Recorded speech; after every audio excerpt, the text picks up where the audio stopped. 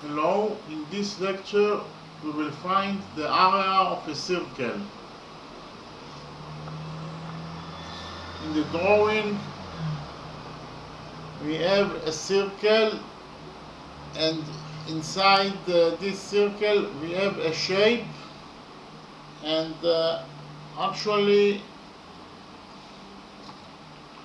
we have inside this shape two angles that are right angles. They are equal to 90 degrees.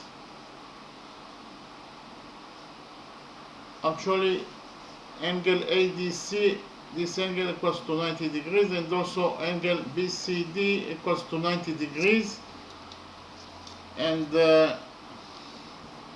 we also know that side AD of this shape equals to 4 units, while side DC equals to 6 units, and side BC of this shape equals to 8 units. And we want to find out the area of this circle. Okay, so first of all I will explain you what are one-sided angles. Okay, so if we have two lines, line A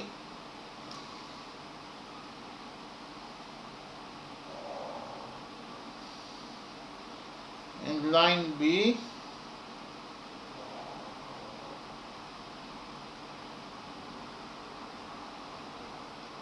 and line C that intersects those lines,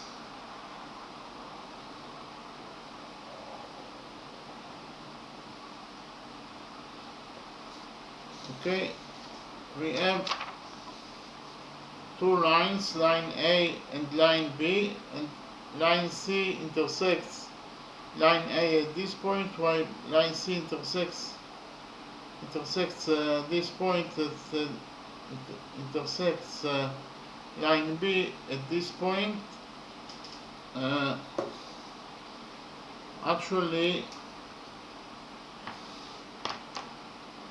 angles alpha and beta are defined as one-sided interior angles. Okay, so I'll write it down. Angles alpha and beta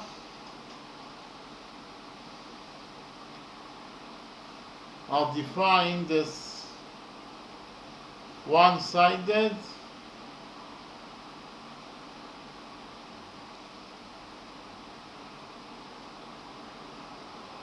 interior angles.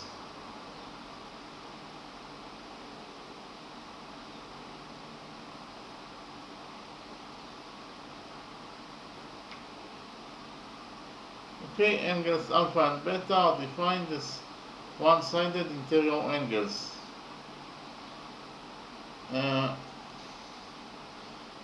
First of all, why are angles alpha and beta called or defined as one-sided angles? Actually, the answer to this question is very simple, because of the fact that angles alpha and beta, both of them are located on the same side of line C. That is to say, both angles alpha and beta are located to the right, to the left side of line C. For that reason, they are defined as one-sided angles. So because of the fact that both are located at the same side of line C, they are defined as one-sided angles. Both of those angles alpha and beta are located in the left side of line C. And they are also defined as interior angles. Why are angles alpha and beta defined as interior angles? The answer to this question is also very simple, because of the fact that angles alpha and beta, both located inside the structure of lines so A, C and B, they are located inside of this structure of line A, line C and line B. They are inside this structure. They are defined as interior angles. Okay, so those two angles are one-sided interior angles, and we have also the second type that are actually one-sided exterior angles. Actually, if we have line A and line B,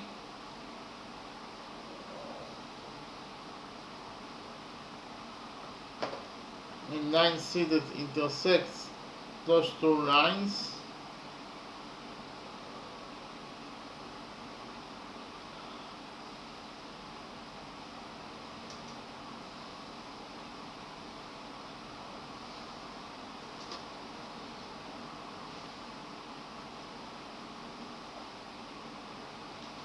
okay, in the drawing we have line A and line B, and line C intersects line A at this point, while line C intersects line B at this point. Actually, here angles alpha and beta are defined as one-sided exterior angles. So I write it down.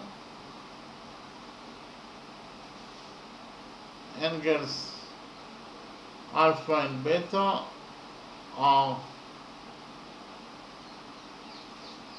one-sided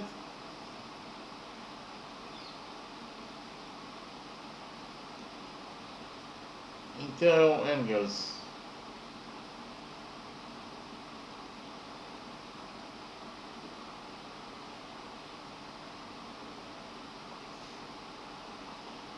Again, they are one-sided angles. They are defined as one-sided angles because both of them, those angles alpha and beta, are located at the left side of line C, the red line C, and they are also defined as exterior angles because both angles alpha and beta are located outside of this structure, outside the structure of lines A, B and C. They are located both outside of this structure of lines A, C and B, therefore they are defined as exterior angles.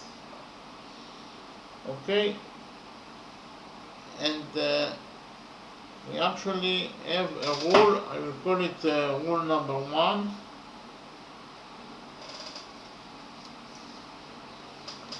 According to rule number 1,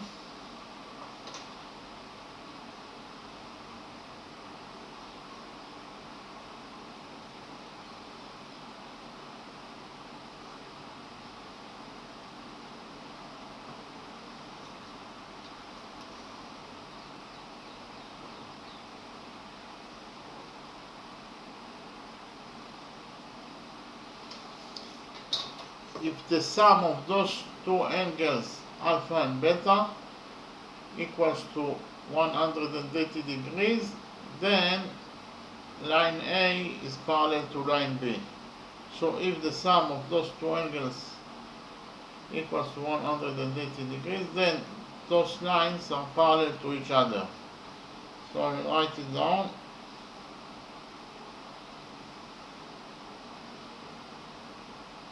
If the sum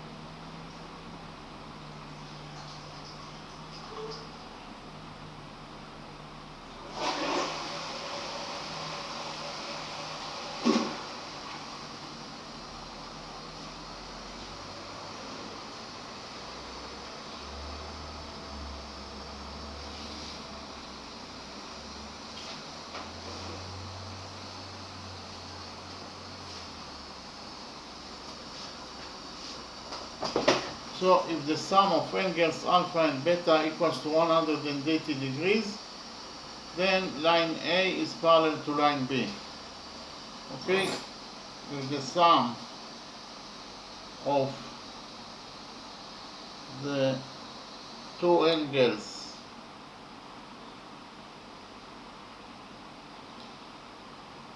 alpha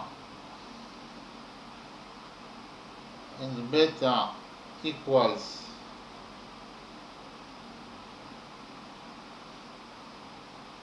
to 180 degrees, then line A is parallel to line B. So I'll read again.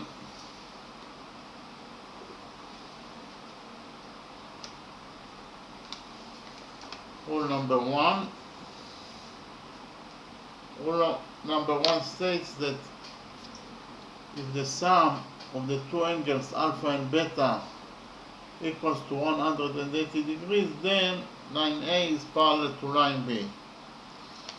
So actually here in this drawing, if alpha plus beta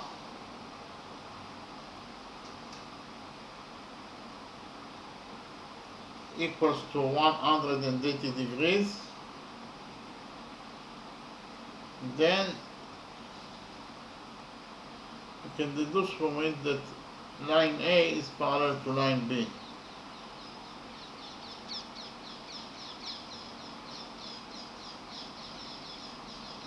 Okay, and also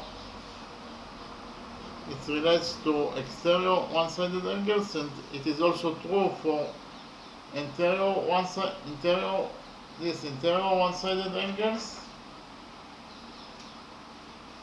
If alpha plus beta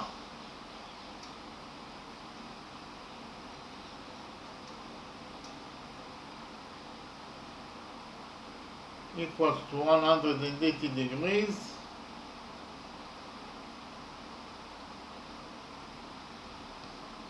then line A is parallel to line B. Okay, if the sum of those two angles equals to 180 degrees, then we can deduce from it that line A is parallel to line B. Okay, so it's actually true for one-sided interior angles and also for one-sided exterior angles. So I can add here that if the sum of the two angles, the two one-sided angles alpha and beta, they can be interior or exterior. Interior or exterior angles, exterior one-sided angles.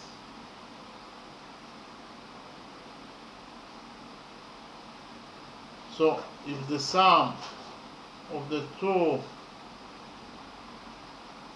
one-sided angles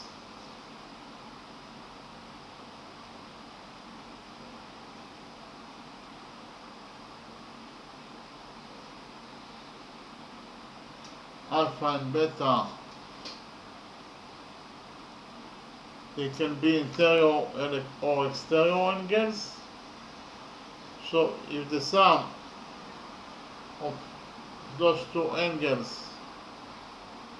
those two one-sided angles equals to 180 degrees, and it doesn't matter at all if they are interior angles or exterior angles, then we can deduce from it that line A is parallel to line B. And also here, if alpha plus beta equals to 180 degrees, then we can deduce from it that line A is parallel to line B.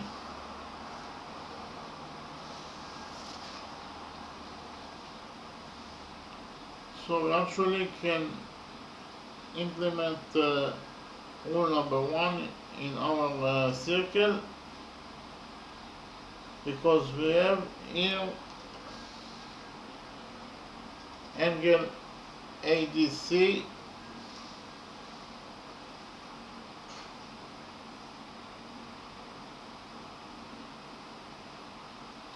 equals to 90 degrees, and the angle BCD also equals to 90 degrees.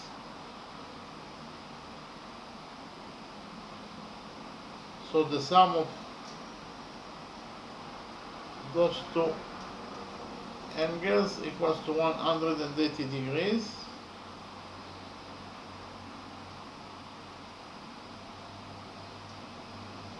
And those two angles are interior one-sided angles.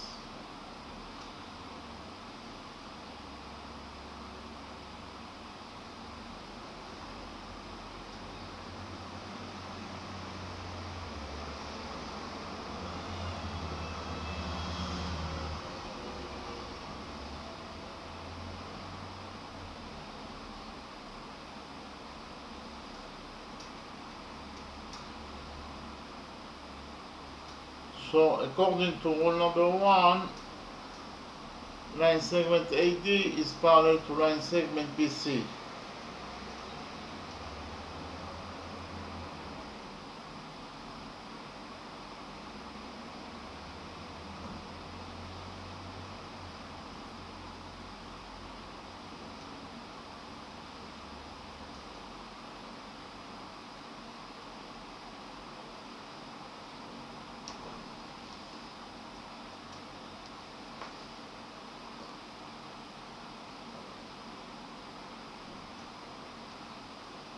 Line segment AD is parallel to line segment BC.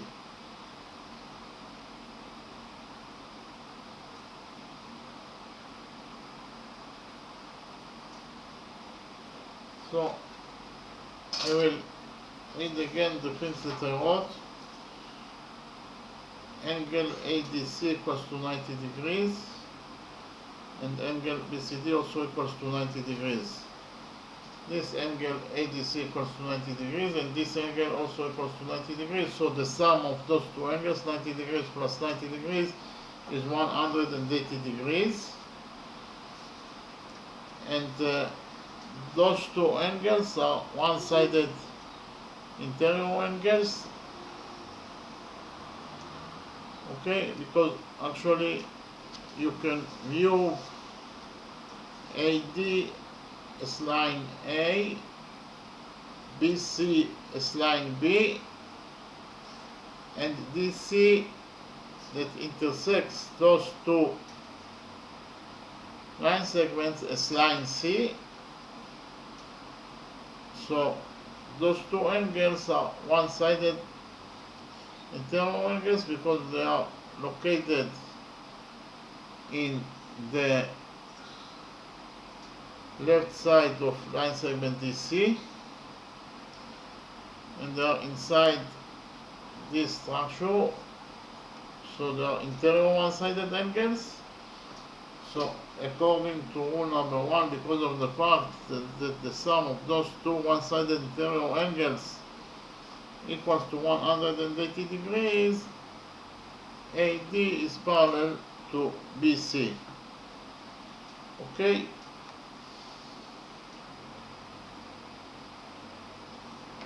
Again, angle ADC is 90 degrees and angle BCD is 90 degrees, so the sum of those two angles is 180 degrees, and those two angles are one-sided interior angles, and the sum of those two angles is 180 degrees. Therefore, according to rule number 1, AD is parallel to BC. Okay? So in the next step, we will connect together points D and B by a straight line.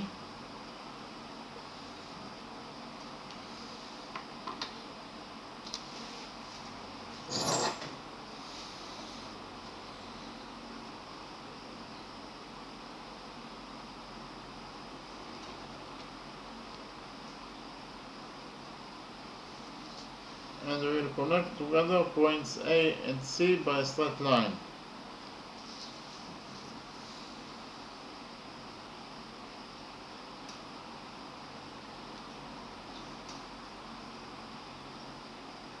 Okay, we connected together points A and C by a straight line, and also points D and B. And we will call to the intersection point between line segment AC and line segment DB O. Okay, point O is the intersection point between line segment AC and line segment DB. Okay.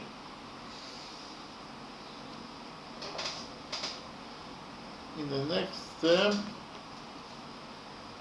I will explain you what are vertex angles.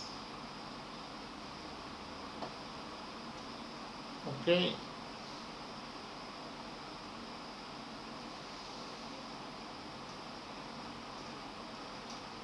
Actually, if two lines are intersecting each other, for example, line A, this is line A, intersects with line B,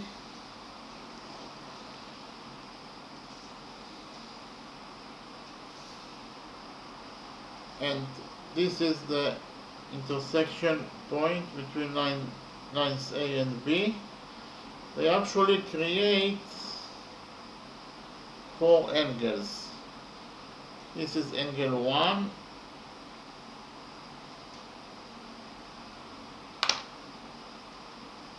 and this is angle 2,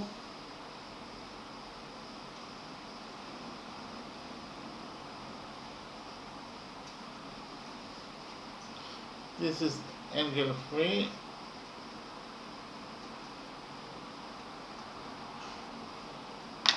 and this is angle 4.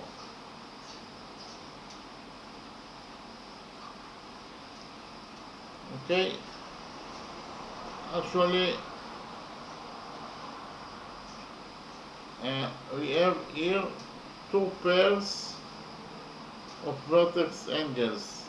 Angles 1 and 3, those two angles are the first pair of vertex angles, and also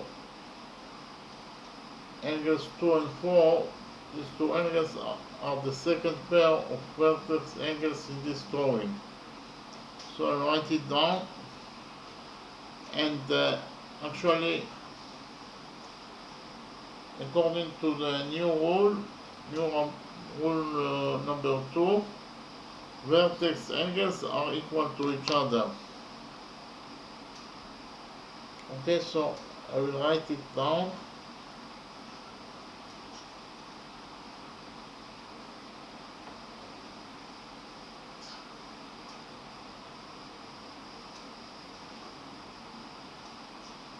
Angles 1 and 3 are defined as vertex angles,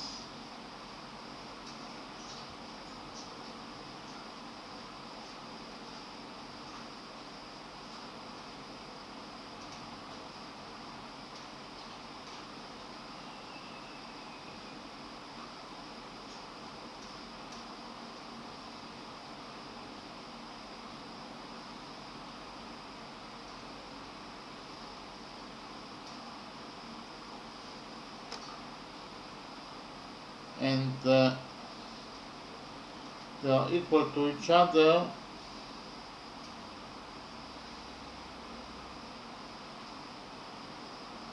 according to the new rule number 2.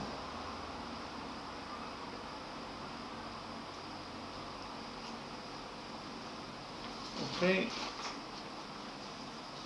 angles 1 and 3 are defined as vertex angles, and according to rule number 2, vertex angles are equal to each other. So they are equal to each other. This is to say angle 1 equals to angle 3. And angles 2, 4, angles 2 and 4 are also defined as vertex angles.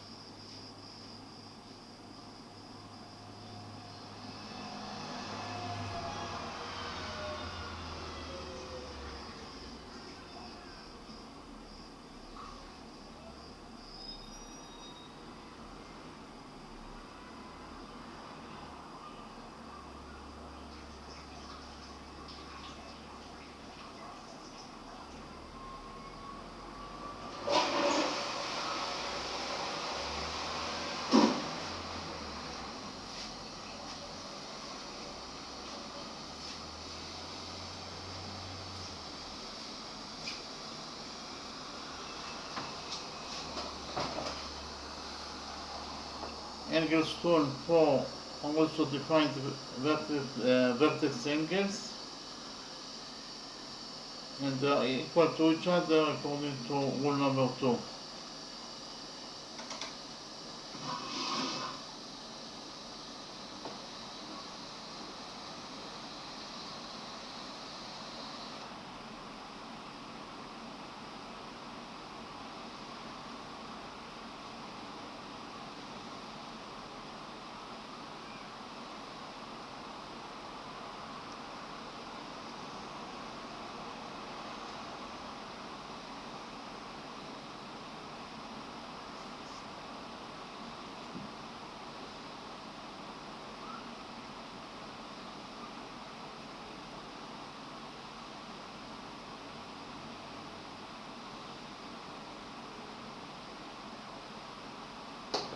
So I will read the things that I wrote.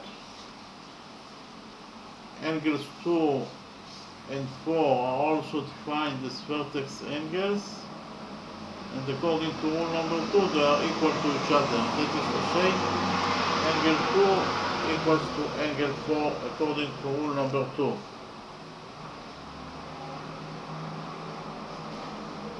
Okay, so I will write down rule number 2.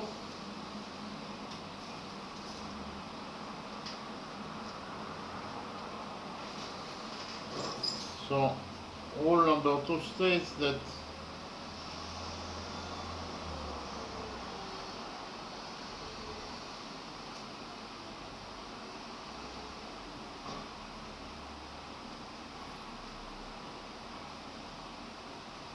vertex angles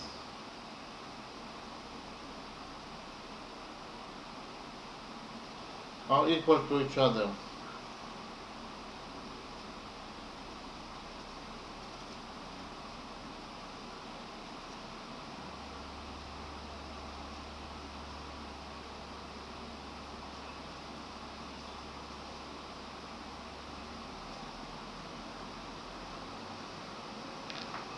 So I will read rule number 2 again.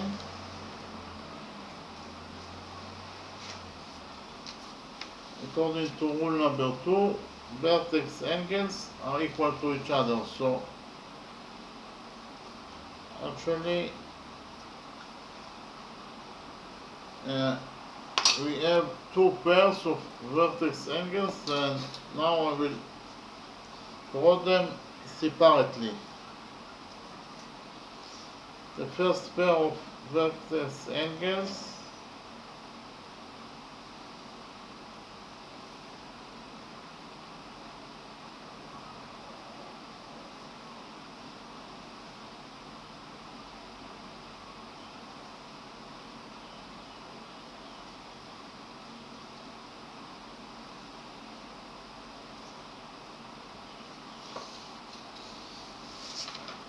so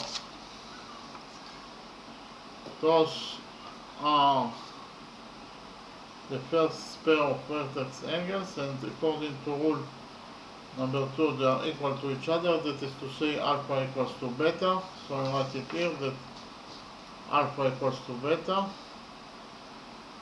and the first pair of vertex angles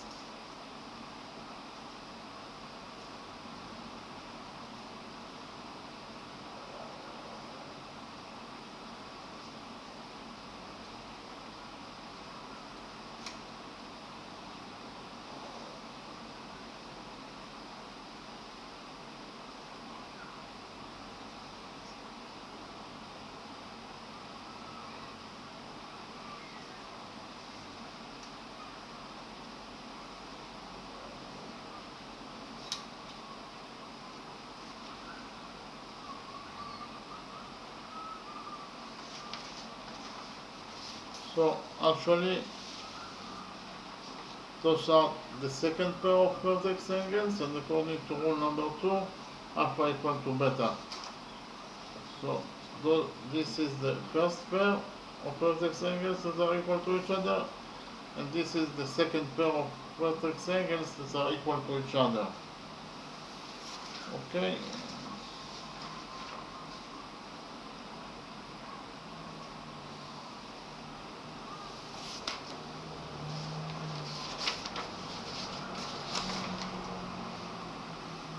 So actually we can implement rule number 2 in our circle, because we have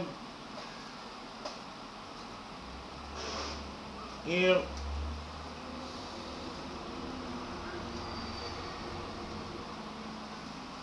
those two angles are defined as vertex angles, and according to rule number 2, they are equal to each other. Okay, so we'll write it down. Angle AOD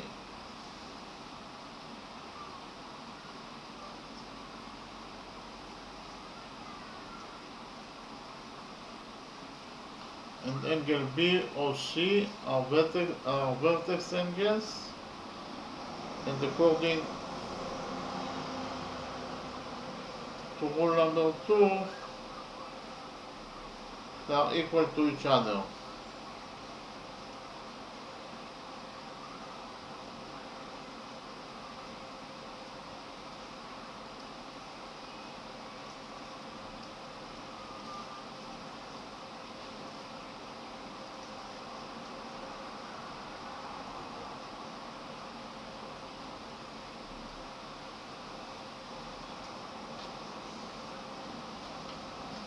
Okay, angle AOD equals to angle BOC. Those two angles are vertex angles, and according to rule number 2, they are equal to each other.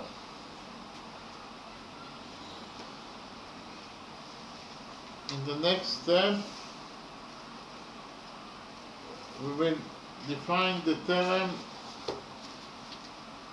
alternating angles. What are alternating angles?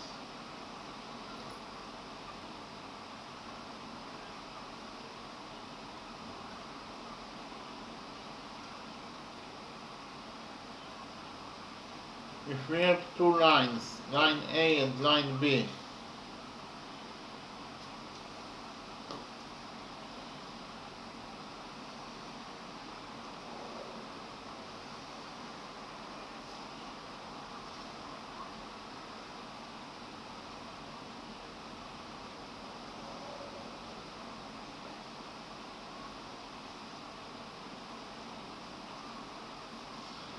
and line C that intersects those two lines,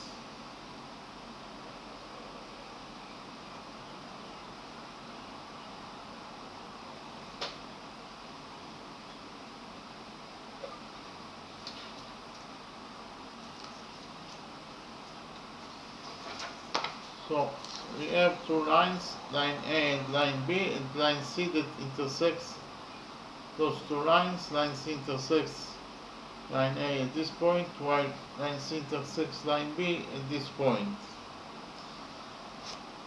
Actually, angles alpha and beta are defined as alternating interior angles. Again, angles alpha and beta are defined as alternating interior angles, or interior alternating angles. So I write it down. Angles alpha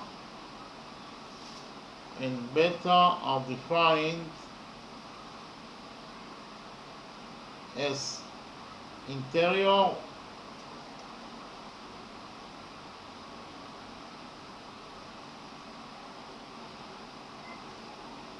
alternating angles.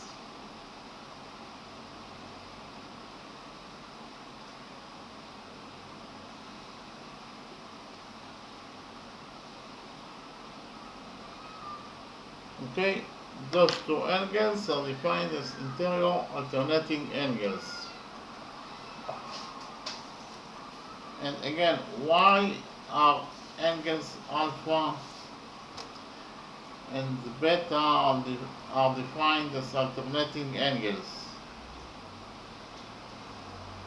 The answer to this question is very simple.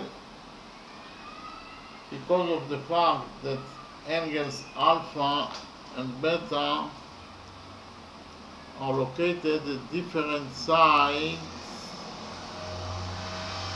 in relation to line C, they are located in different sides of line C, while angle alpha is located to the right of line C, angle beta is located to the left of line C.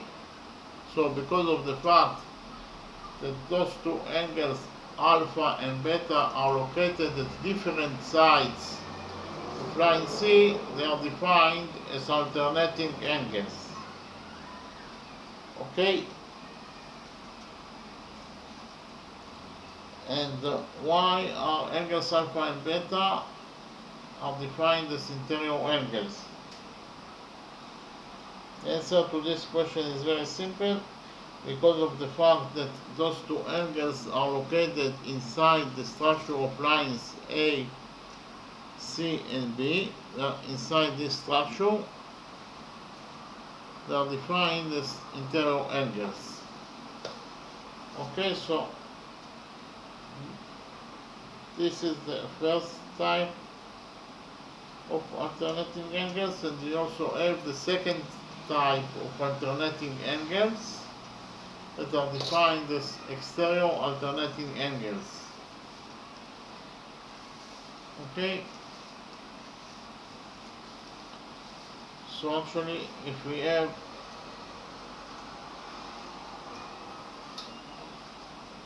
two angles, two lines, line A and line B,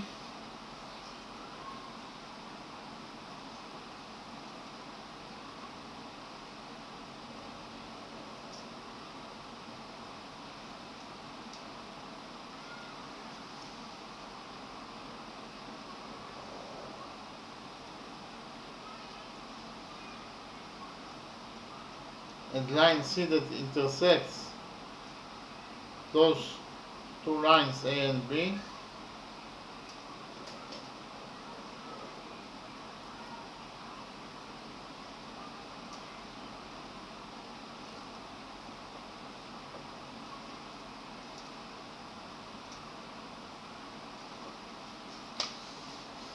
so we have two lines, line A and line B, and line C intersects those two lines.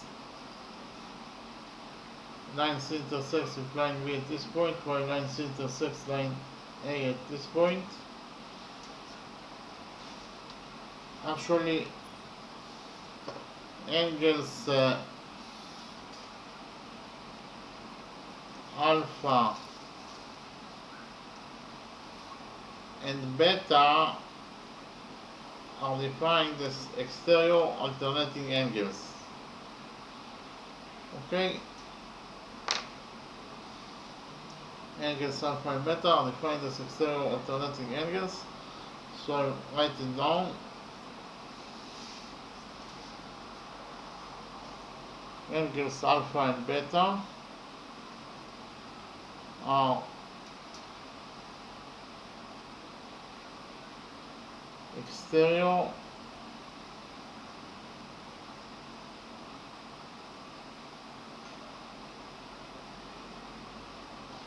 alternating angles.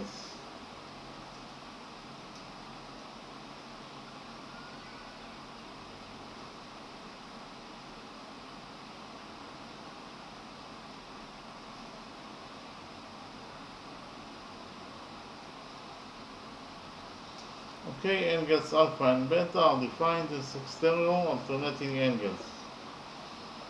Why are angles alpha and beta are alternating angles? The answer to this question is very simple, because of the fact that angles alpha and beta are located at different sides of line C, while angle alpha is located in the left side of line C, angle beta is located in the right side of line C. For that reason, they are defined alternating angles, because they are located at different sides of line C. Okay? They are located on different sides of the red line, line C. And why are angles alpha and beta are defined as exterior angles?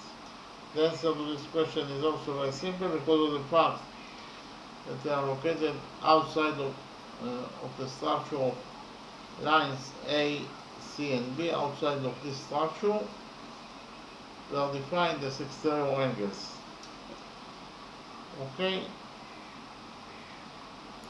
And we also have a rule for alternating angles. Rule number 3.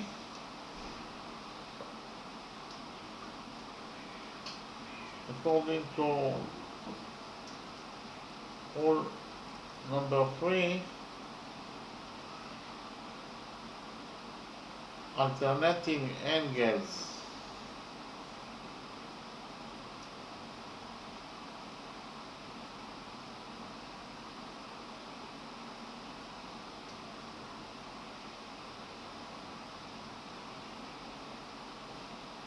between parallel lines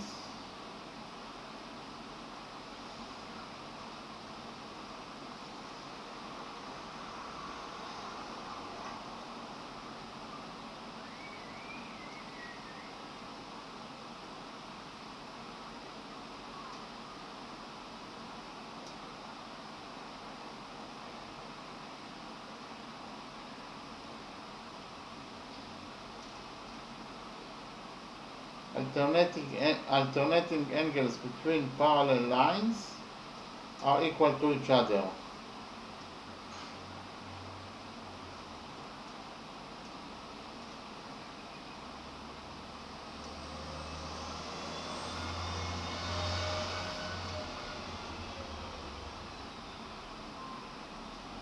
I will read rule number 3 again. Rule number 3 states that alternating angles between parallel lines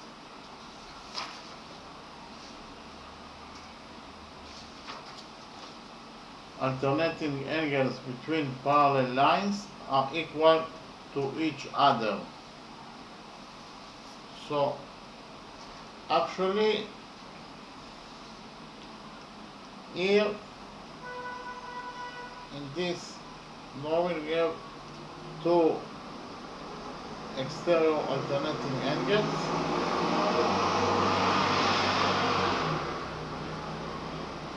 And if line A is parallel to line B, if and only if line A is parallel to line B, then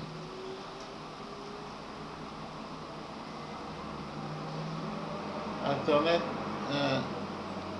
alpha equals to beta. Then those two angles that are defined as exterior alternating angles are equal to each other. Again, if line A is parallel to line B, then angle alpha equals to angle beta. Okay, and also when we relate to interior alternating angles, we have exactly the same rule, that if line A is parallel to line B, then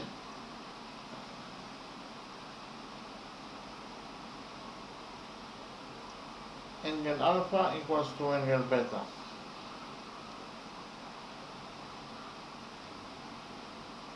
So rule number 3 applies to both types of angles.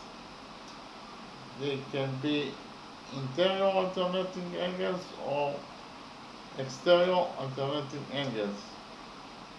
For those two types of angles, if we know that line A is parallel to line B, then we know that angle alpha equals to angle beta.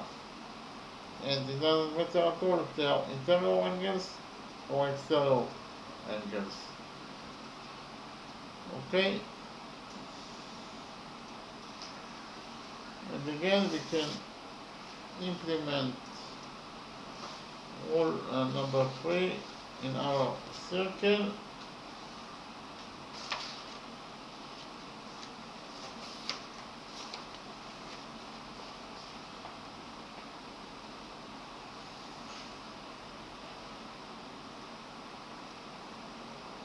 First of all,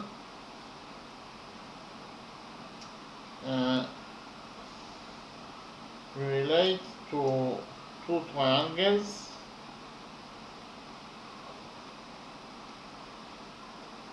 Triangle BOC and triangle AOC.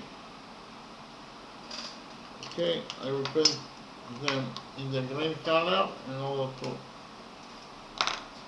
make it clear. Triangle BOC, the big triangle,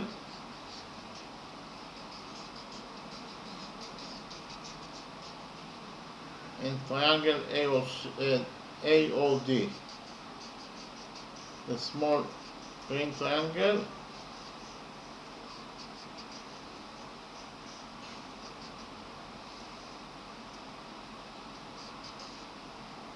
In those two triangles, green triangles, we have already proved that angle AOD equals to angle BOC.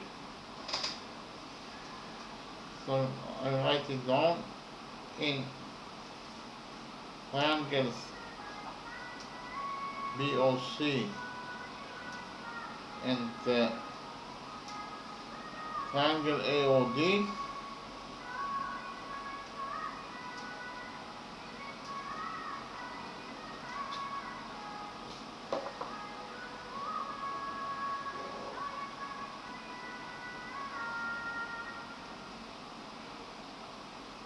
those two angles are equal to each other.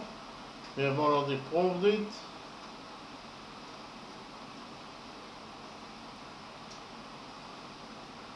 Angle AOD equals to angle BOC,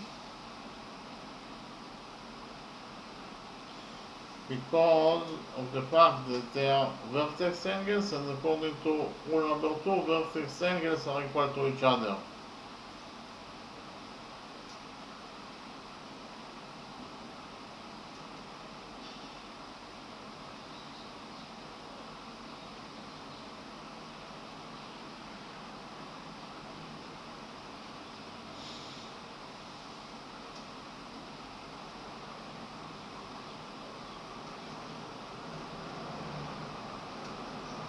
So read again the things that I wrote. In triangle BOC and triangle AOD, those two green triangles, angle AOD equals to angle BOC. Those two angles are equal to each other because of the fact that they are vertex angles, and according to rule number 2, vertex angles are equal to each other. Okay, and also angle DAO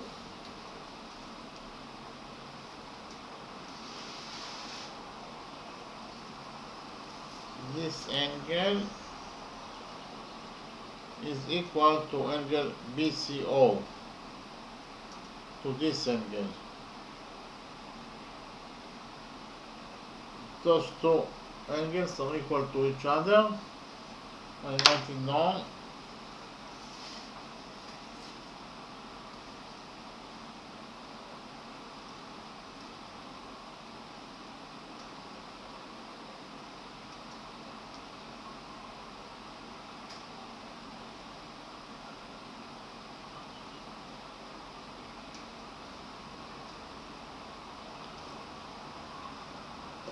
Because of the fact that those two angles are alternating angles, and they are alternating angles because of the fact that they are at different sides in relation to line segment AC. In relation to line segment AC, they are located at different sides of line segment AC. Okay, they are located on different sides of line segment AC, therefore they are alternating angles, and they are also located between parallel lines. They are located between the parallel lines AD and BC. And according to rule number 3, alternating angles, those two angles that are alternating angles between parallel lines, they are located between line segment AD that is parallel to line segment BC, are equal to each other. Okay, so I write it down.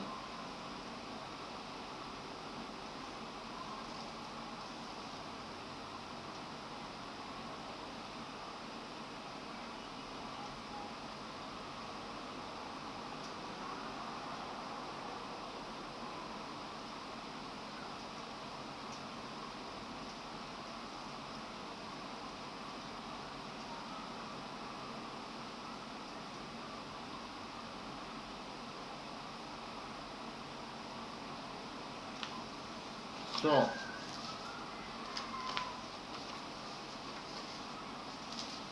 angle DAO equals to angle BCO. Those two angles in the red color are equal to each other because they are alternating angles. They are located in different sides of line segment AC. For that reason they are alternating angles, and according to rule number 3, alternating angles between parallel lines, those two alternating angles are located between two parallel line segments.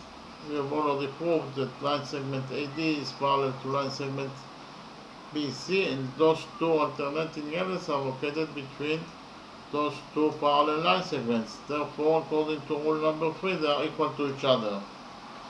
Okay? Angle DAO equals to angle BCO because of the fact that they are alternating angles. And according to rule number 3, alternating angles between parallel lines are equal to each other. Okay? AD is parallel to BC, and those two alternating angles that are located between AD and BC are equal to each other. Okay, and also we have angle CBO. This angle angle CBO is equal to angle ADO.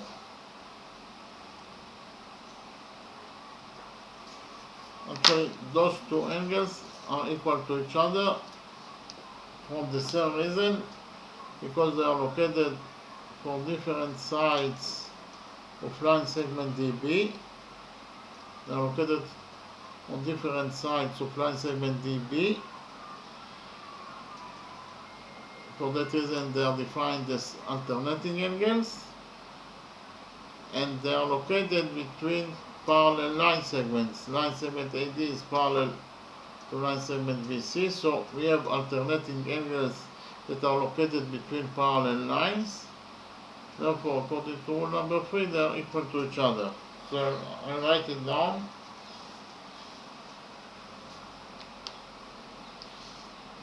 Angle CBO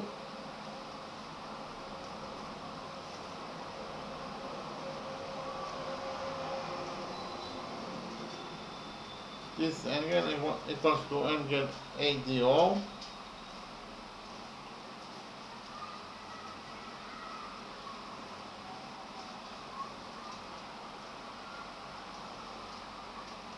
because of the fact that those two angles are alternating angles.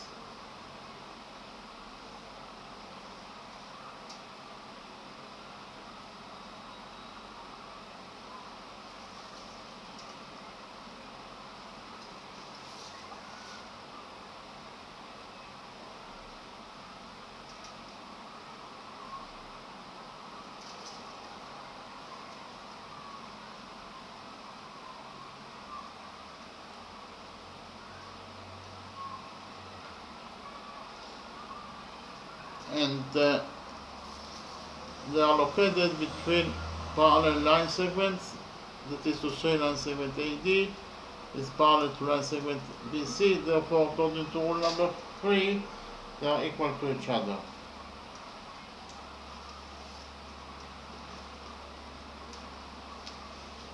Okay, angle CBO equals to angle ADO.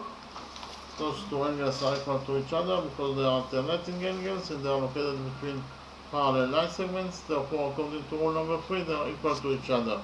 So we actually proved that those two angles are equal to each other, and also those two angles are equal to each other, and those two angles are equal to each other. Therefore, we proved that three angles in this big green triangle are equal to three angles in this small green triangle.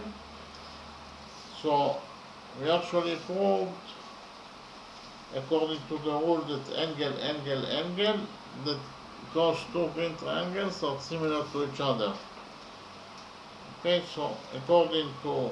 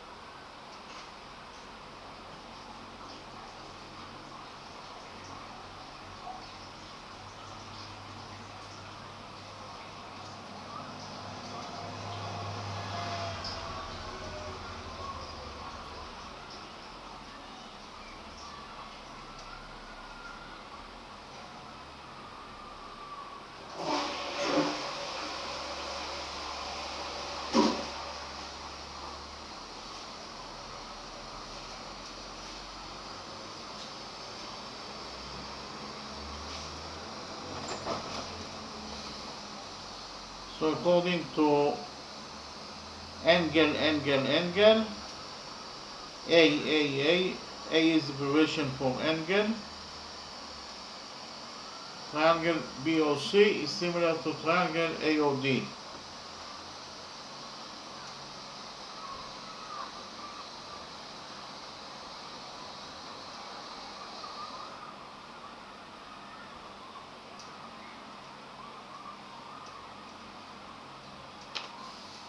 Okay, so according to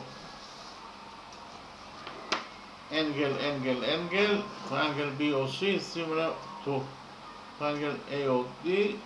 Those two green triangles are similar to each other because whenever you prove that the three angles of one triangle are equal to three angles of another triangle, you actually proved that the triangles are similar to each other.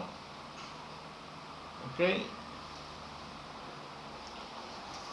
And whenever you have two triangles that are similar to each other,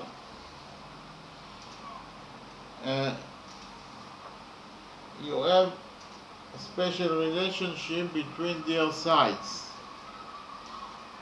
I'll show you an example in order to clarify the issue. If we have two triangles,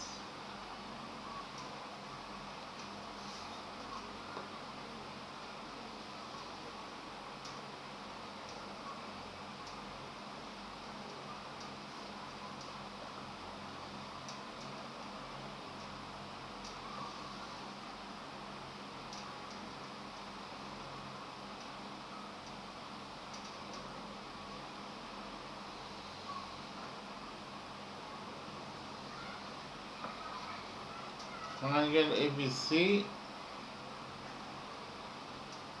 and triangle DEF.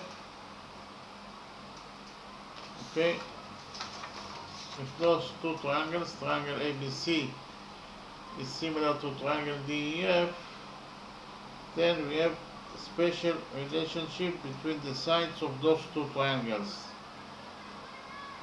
That is to say, AB over DE equals to AC over DF equals to BC over EF. Okay, so I write it down. In any two similar triangles, we have a special relationship between their sides. That is to say, AB over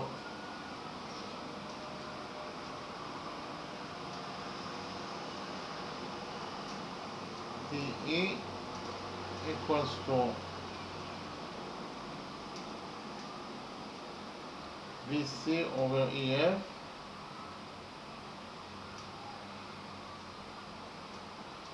equals to AC over DF.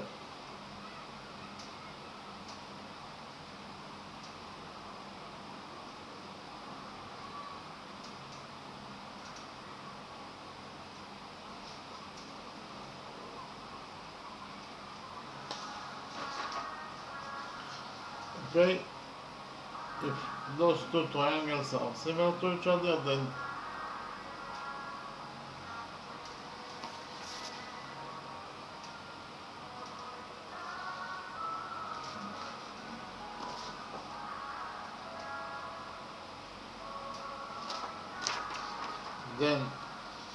AB over DE equals to BC over EF equals to AC over DE over DF. AC over DF. Again, if those two triangles are similar to each other, then we have the following relationship between the sides of those two triangles. AB over DE equals to BC over EF equals to AC over DF. Okay, so actually in our drawing we have those two triangles that are similar to each other, therefore the special relationship between them will be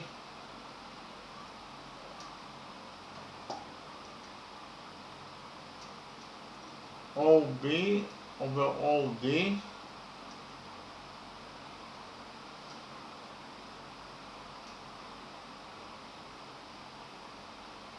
will be equal to BC over AD,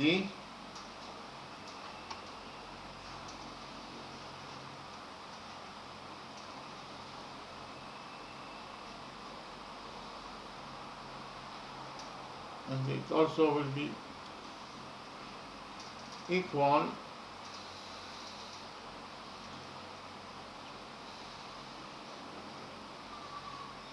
to OC over OA.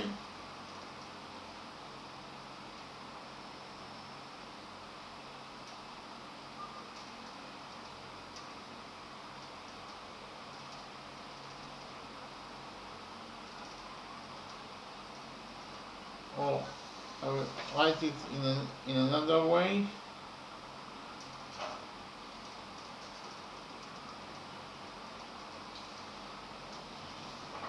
OB over OD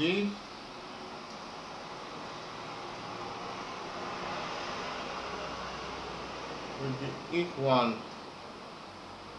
to OC over OA, and it also will be equal to BC over AD.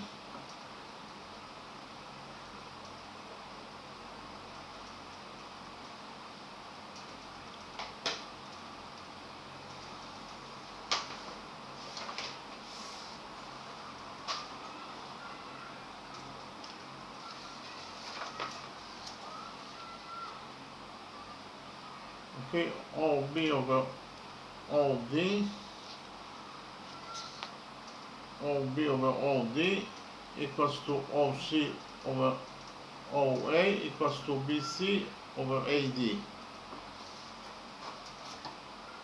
But we know that BC equals to 8 units and OA equals to 4 units, so I write it down.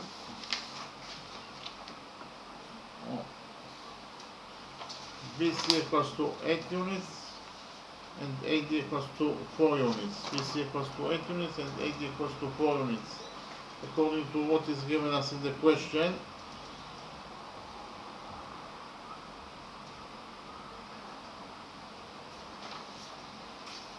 Okay, BC equals to 8 units and AD equals to 4 units. So 8 over 4 is 2. I write it down.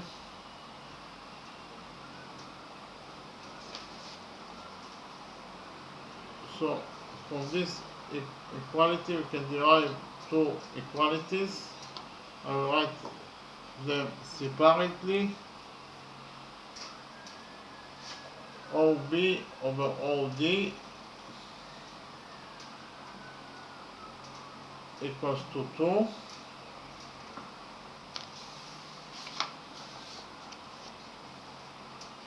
OB over OD equals to 2. So we can multiply this equality by OD. We will get that OB equals to 2 times OD. Okay. OB equals 2 times OD.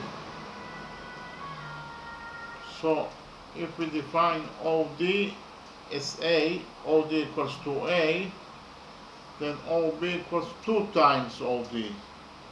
OB will be equal to 2A. Okay? And we also can derive the second equality of this big equality, that OC over OA equals to 2. Okay, OC over OA equals to 2.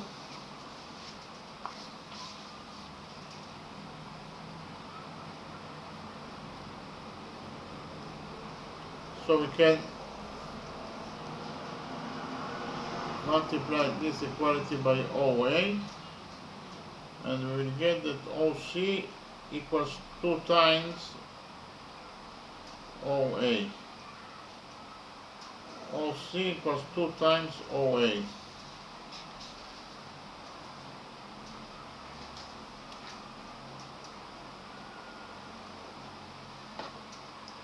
So if we define OA as B, then according to this equality, OC equals 2 times OA. OC equals 2 times OA. OA equals to B, and OC equals 2 times OA. So OC will be equal to 2 times B. Okay?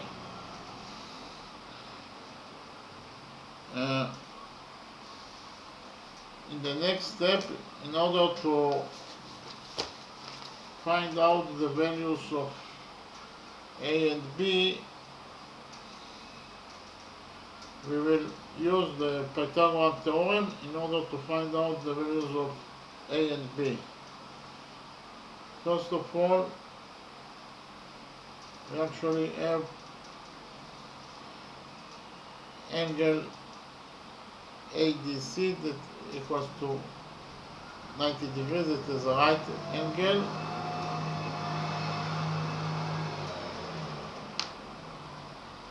Angle ADC equals to 90 degrees according to what is given us in the question.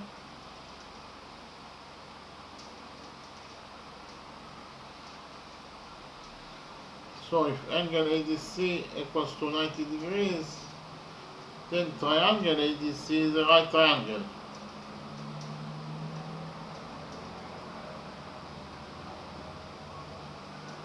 And according to the Pythagorean theorem, in any right triangle, the square of the hypotenuse equals to the sum of the squares of the perpendiculars. So, in the right triangle ADC, we can say that the square of the hypotenuse, that is to say AC square,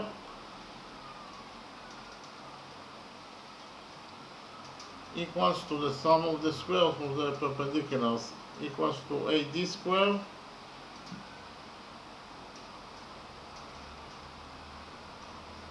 plus BC square.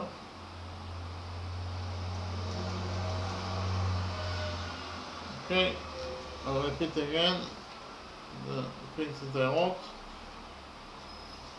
Angle ADC is a right angle, it equals to 90 degrees. This angle is a right angle according to what is given us in the question. So, therefore, triangle ADC is a right triangle, and in the right triangle ADC, we can implement the Pythagorean theorem that states that the square of the hypotenuse equals to the sum of the squares of the perpendiculars.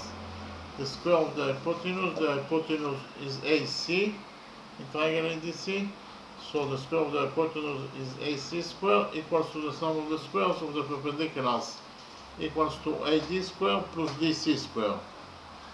Okay, but what is the value of line segment AC?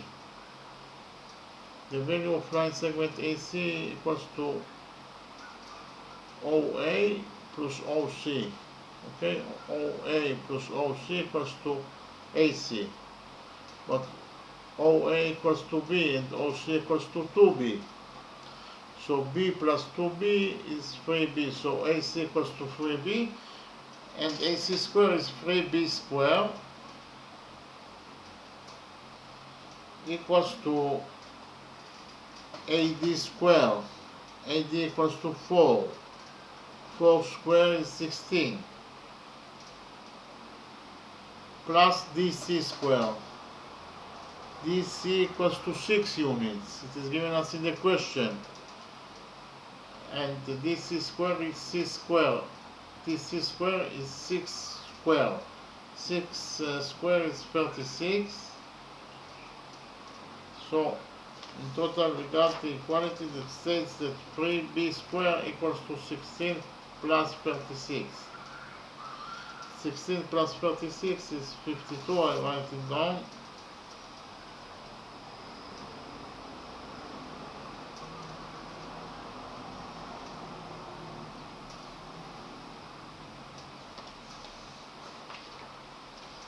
So we got that 3B square equals to 52. Now we will take a root out of this equality. We will get that 3B equals to the root of 52.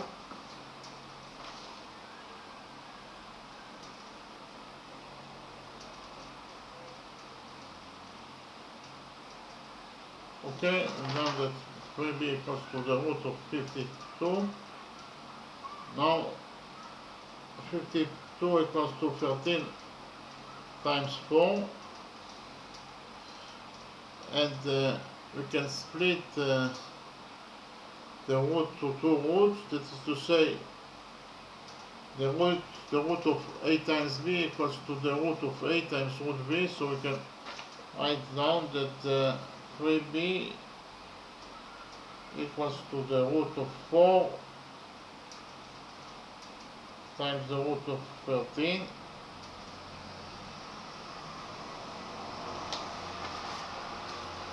Okay, we got that 3b equals to the root of 4 times root 13. Root of 4 is 2, so I will write it down.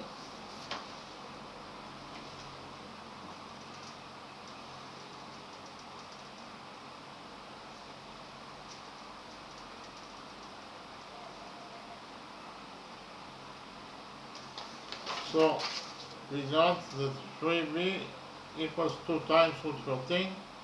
We will divide this equality by 3 in order to get the value of b.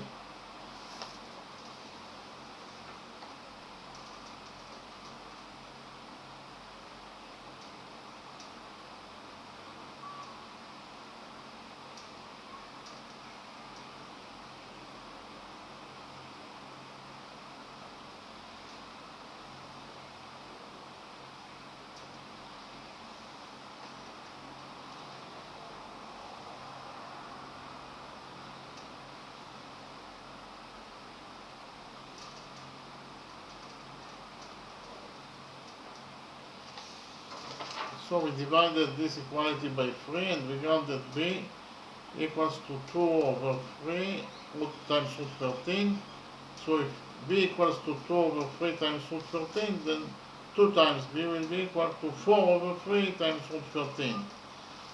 So we can write here that b equals to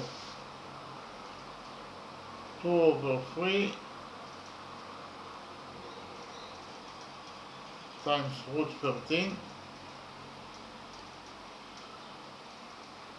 while 2b equals to 4 over 3 times root 13.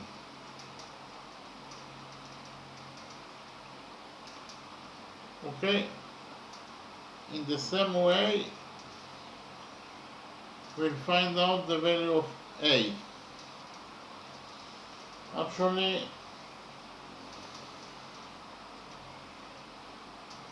we know that angle BCD, this angle is a right angle, it is given us in the question. Angle BCD is a right angle, it equals to 90 degrees.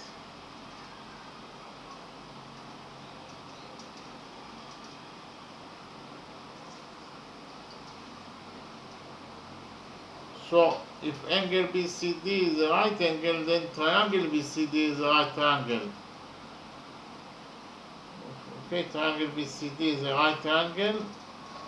This triangle, we can implement the Pythagorean theorem in the right triangle BCD. According to the Pythagorean theorem, the square of the hypotenuse, that is to say TB square,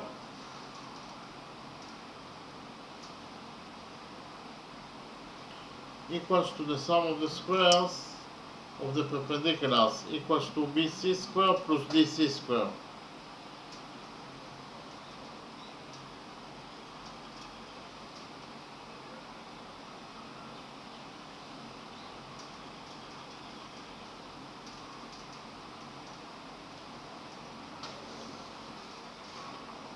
So in the right triangle BCD, we implemented the Pythagorean theorem that states that the square of the hypotenuse, that is to say dB square, equals to BC square plus DC square.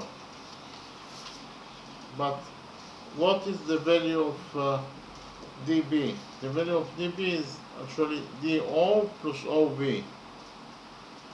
Okay, dO plus OB is the value of dB, and the value of DO is A, but the value of OB is 2 times A. So in total the value of DB will be A plus 2A, that is 3A. So DB equals to 3A, and DB square equals to 3A square equals to BC square. BC equals to 8. 8 square is 64 plus DC square. DC equals to 6, so 6 square is 36. Okay, in total we got that 3 times A square equals to 64 plus 36.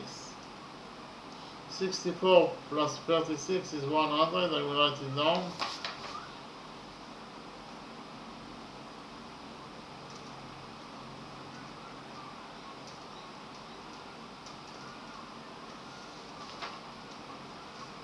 Now we will take a root out of this equality. We will get that 3A equals to the root of 100, that is 10.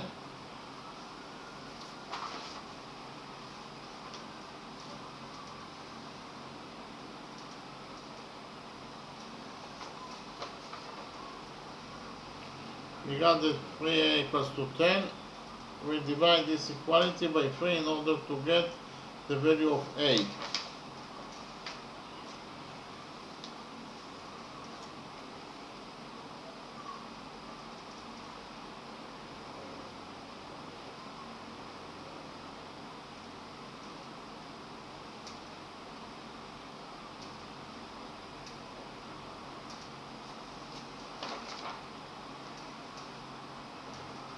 So we got that A equals to 10 over 3 units. If A equals to 10 over 3 units, then 2 times A will be equal to 20 over 3 units. Okay, so we can write here that A equals to 10 over 3 units, while 2 times A will be equal to 20 over 3 units. Okay, in the next step I will copy this drawing here without A and B. I will write down only the values of A and B. Okay.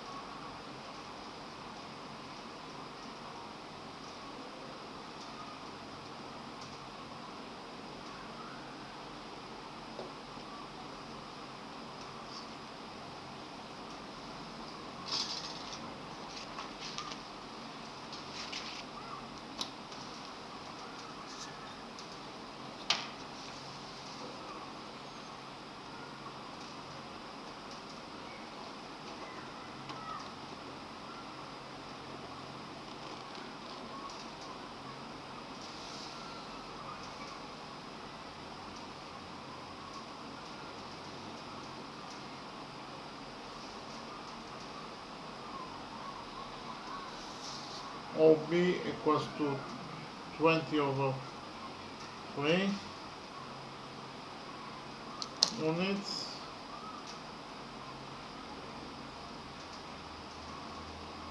while OD equals to 10 over 3 units,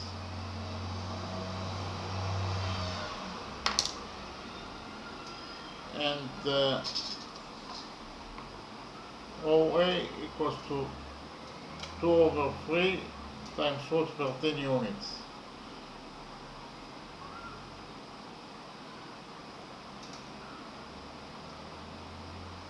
And OC equals to 4 over 3 times root per 10 units.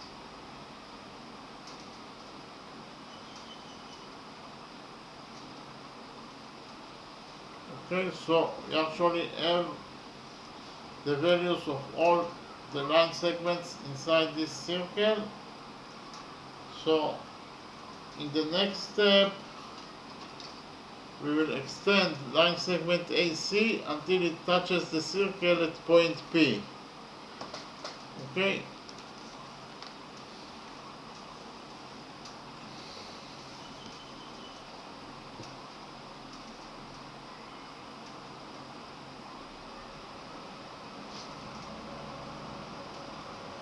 So we extended line segment AC until it touches the circle at point P.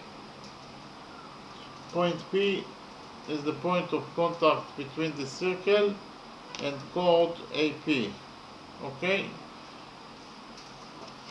In the next step, we'll find out the value of line segment CP, the new line segment that we created.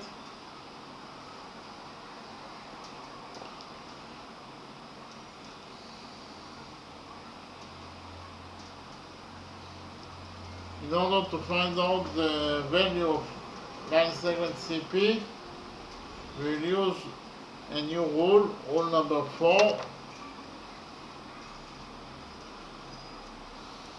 Actually, rule number 4 states that if two chords are intersecting each other, we have chord AB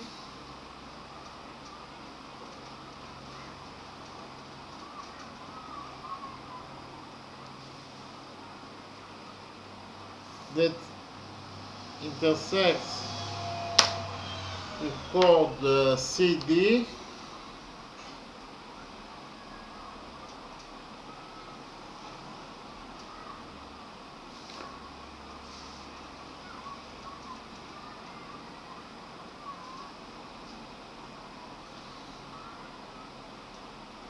okay, chord AB intersects with chord CD at point O. Point O is the intersection point between chord AB and chord CD. So, if this is the reality, then the following equality is true. AO times BO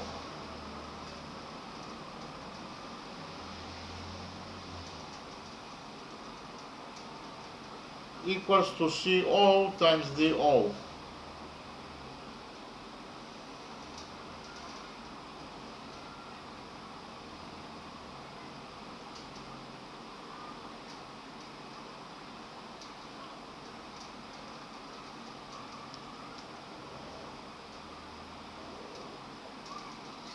Okay, if two chords are intersecting each other at point O, then the following equality is true, that AO times BO equals to CO times DO.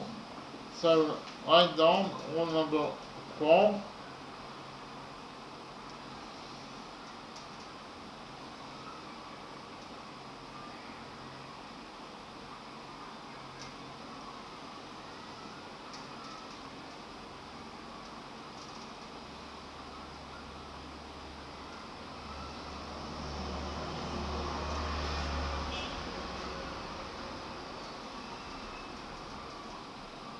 Rule number 4 states that if two chords are intersecting each other, if two chords, that is to say chord AB and chord CD,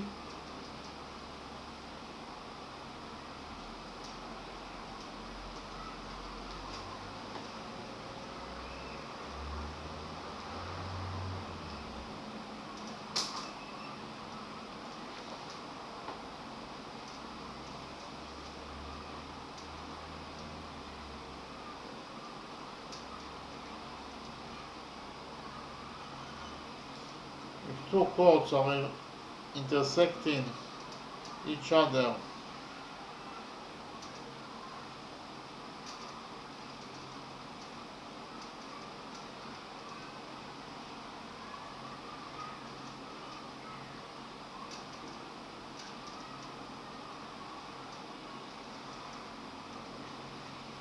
at point O. Point O is the point of intersection between chord AB and chord CD.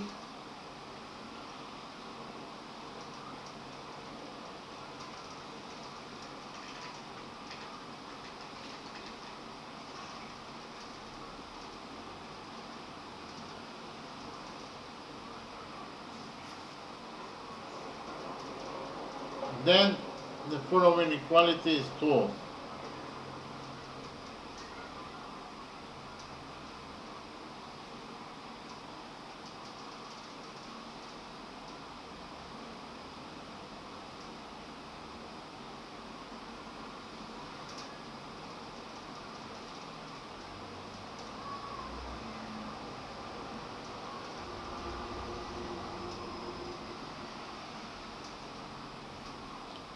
AO times BO, AO times BO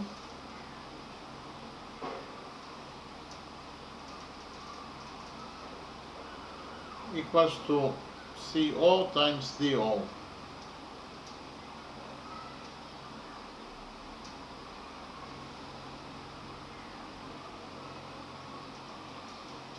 So I read rule number 4 again.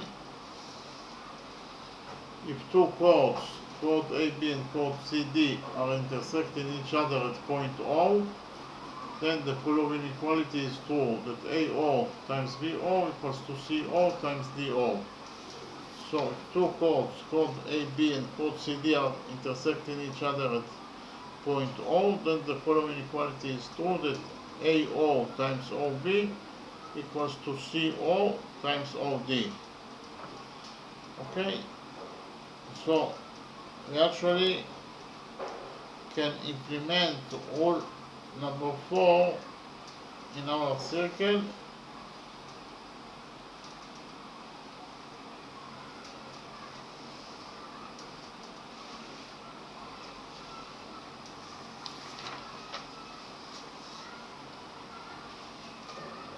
Because in our circle we have chord AP is chord that intersects with chord DB at point O. I write it down. Chord AP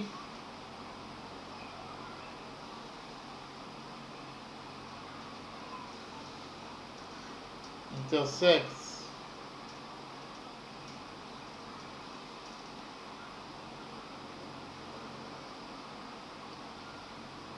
with chord DB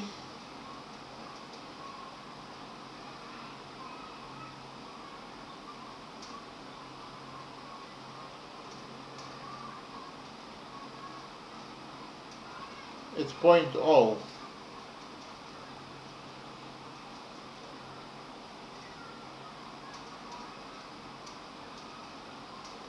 So point O is the point of intersection between chord AP and chord DB. Therefore, according to rule number 4,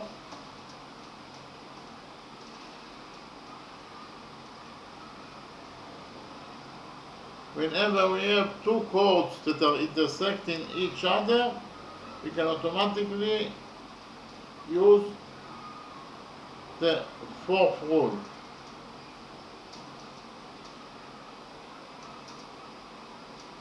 Therefore, according to rule number 4,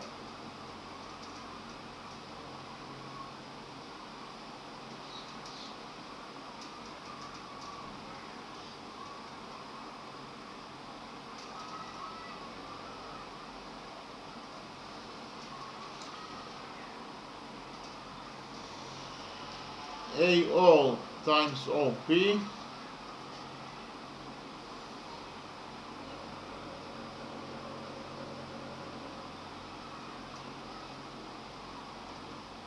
equals to DO times OB.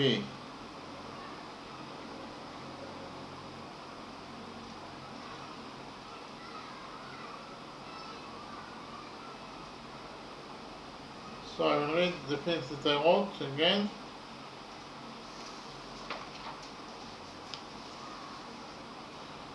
Chord AP intersects with chord DB at point O.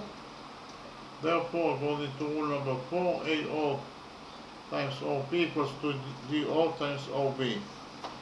Okay, code AP intersects with code DB at point O. Point O is the point of intersection between those two codes. Therefore, according to rule number 4, AO times OP equals to DO times OB. Okay, so AO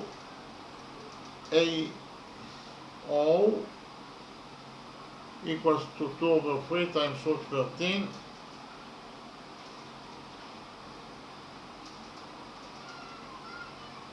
while OP equals to OC plus CP. OC plus CP equals to OP.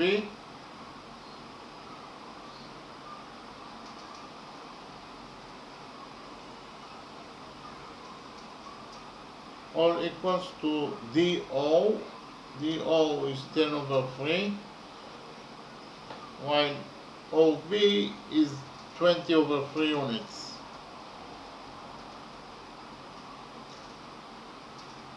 So, in total we got that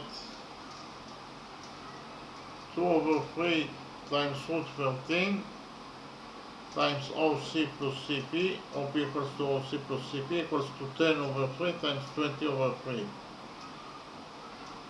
Here we have 3 in the denominator of this side of the equation, and we have 3 in the other side, in the denominator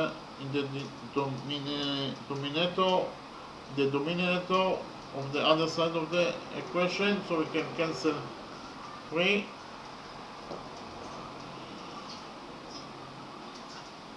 We have 3 in the denominator of this side of the equation, we have 3 in the denominator of the other side of the equation, so 3 is cancelled.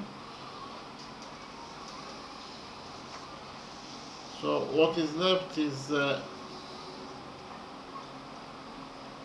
OC plus CP. OC equals to 4 over 3 times root 13 plus CP. CP is the missing line segment. So we have 2 times root 13 equals to OC, that is 4 over 3 times root 13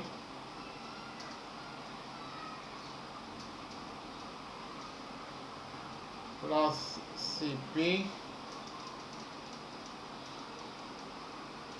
equals to 2 times 20, 10 times 20 is 200 over 3. So here we have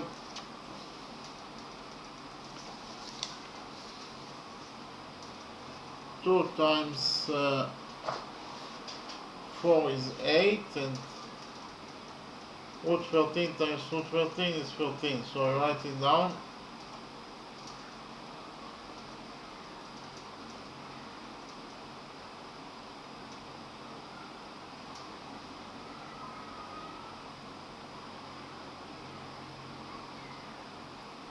So in total we have here 8 times 13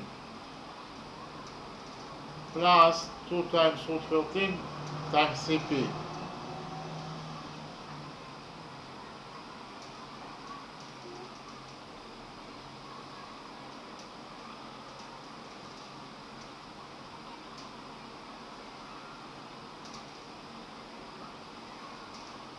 Equals to 200 over 3.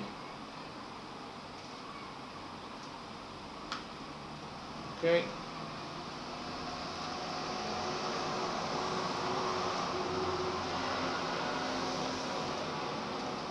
We got that 2 times 13 plus 2 times root 13 times CP equals to 200 over 3.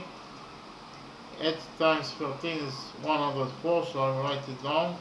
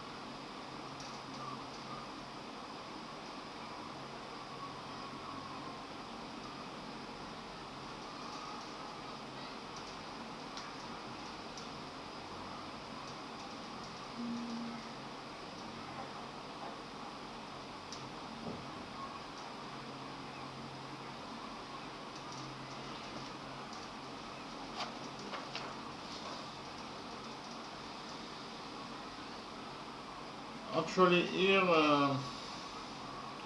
I cancelled 3 here and here for side of the equation, and but we have 3 in the denominator of this side of the equation, and it is not cancelled. Okay, so in total we have here 8 times 13 over 3, because the 3 here is not cancelled. Okay, so in total we have 8 times 13 over 3 plus 2 times root 13 times CP equals to 200 over 3.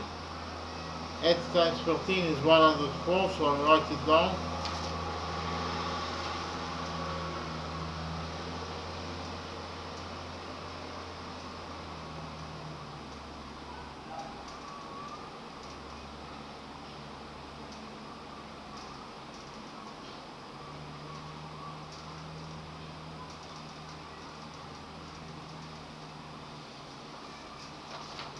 So we got that 104 over 3 plus 2 times root 13 times CP equals to 200 over 3. Now we subtract 104 over 3 from both sides of the equation. We get that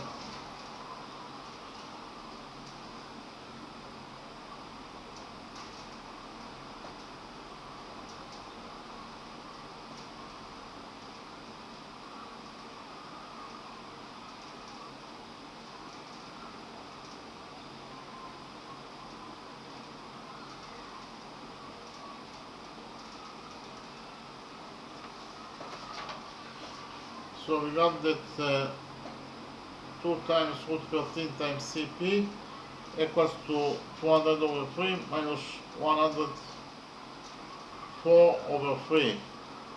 Now we take a common factor of 3 on the denominator here. Okay, 3 will be common factor of these two expressions. Okay.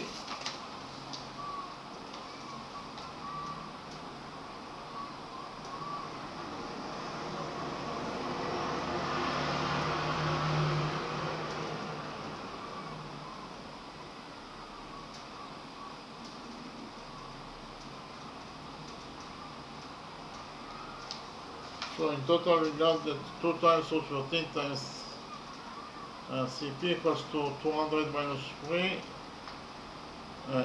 200 minus 104 over 3. 200 minus 104 is 96. So I write it down.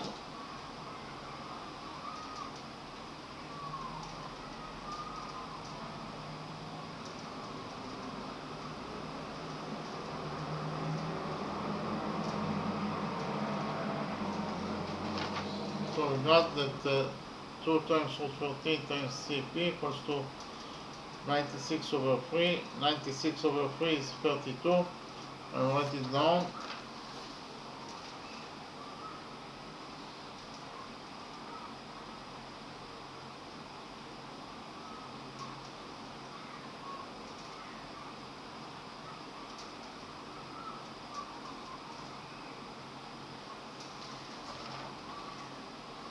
Here we got that 2 times root 13 times CP equals to 32. We'll divide this equality by 2.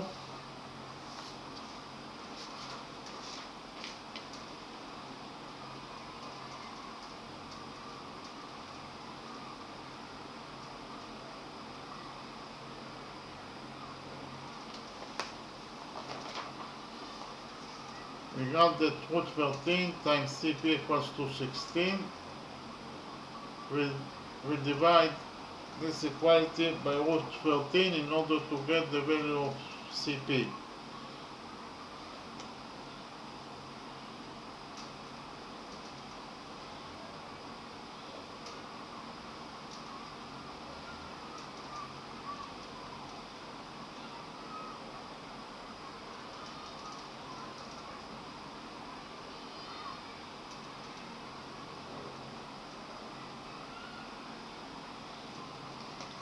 So we divided this equality by root 13. We got that Cp equals to 16 over root 13 units.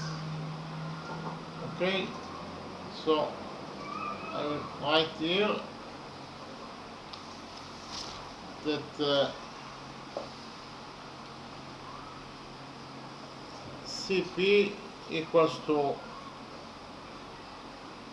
16 over root 13 units. Okay.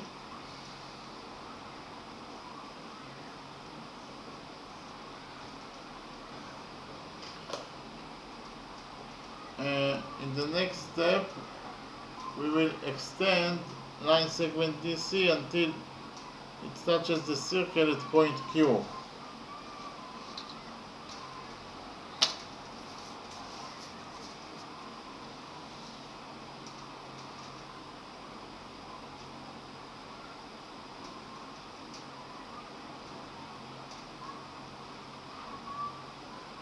Okay, we extended line segment DC until it touches the circle at point Q.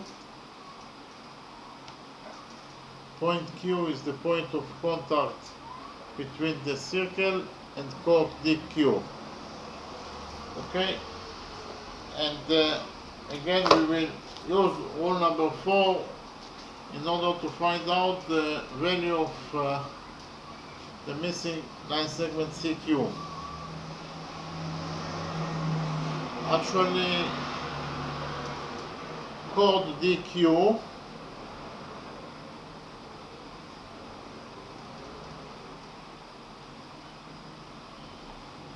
intersects with chord AP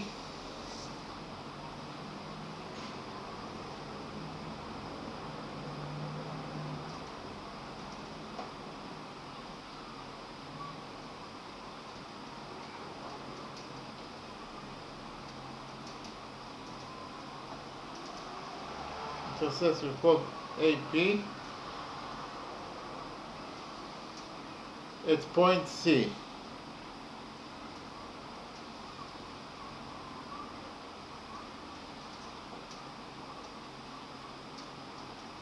Again, point C is the point of intersection between chord DQ and chord AP.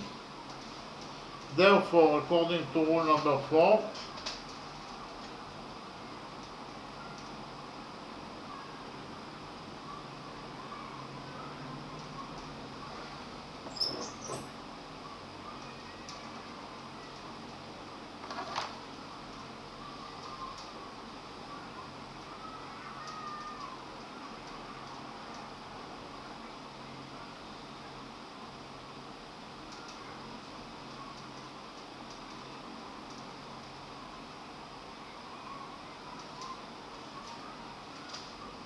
AC times CP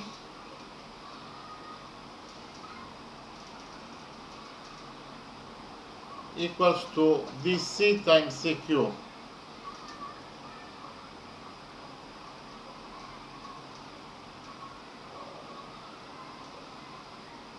Again, AC times CP equals to DC times CQ.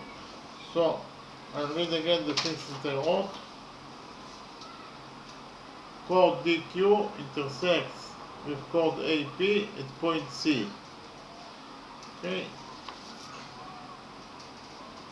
Chord DQ intersects with chord AP point C. Point C is the point of intersection between those two chords. Therefore, according to rule number 4, AC times CP equals to DC times CQ. Okay, AC equals to 2 over 3 times root 13 plus 6 over 3 times root 13. That is to say, DC equals to 6 over 3 times root 13.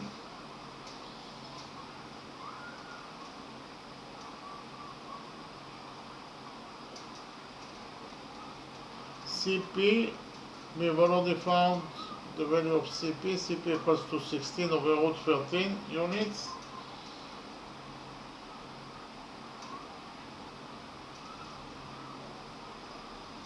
all equals to DC. DC equals to 6 units.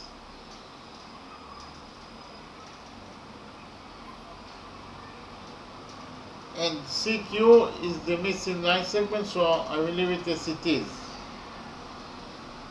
CQ.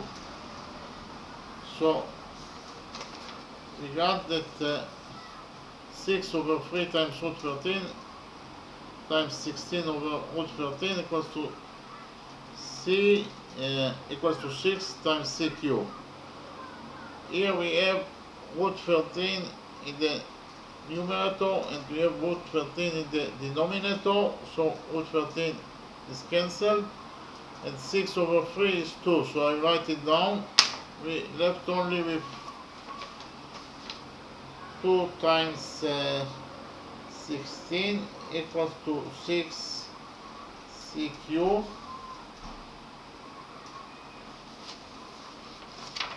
What is left here is only 2 times 16. 2 times 16 is 32. I write it down.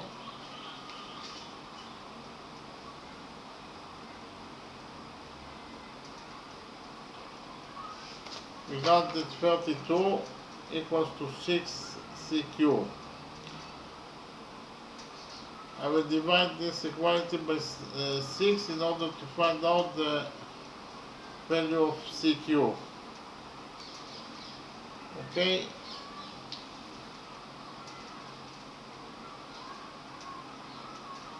CQ will be equal to 32 over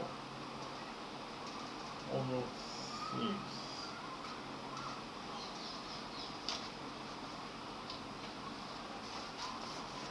So we divided this equality by 6 in order to find out the value of CQ. We got that CQ equals to 32 over 6.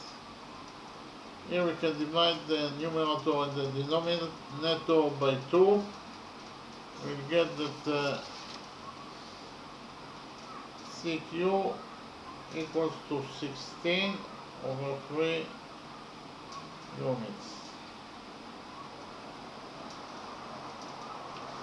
Okay, we divided the numerator and the denominator by 2 and we got that CQ equals to 16. CQ equals to 16 over 3 units. Okay, so I will write here that CQ equals to 16 over 3 units.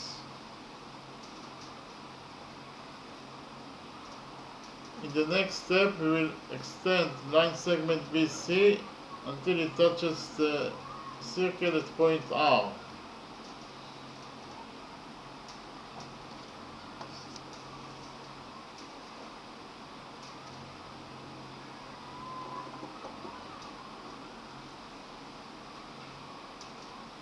Again, R is the point of contact between the circle and the chord BR. Okay?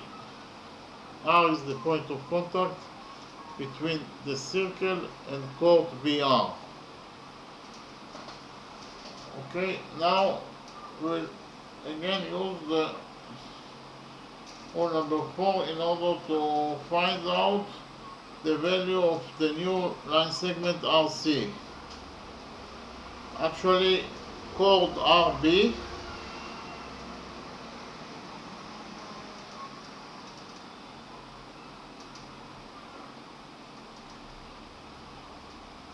intersects with chord DQ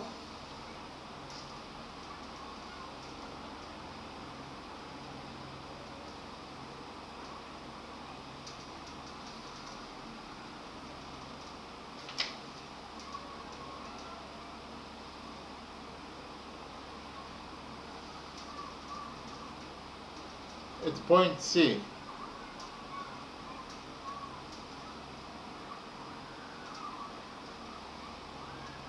Point C is the point of intersection between chord RB and chord DQ. Therefore, according to rule number 4,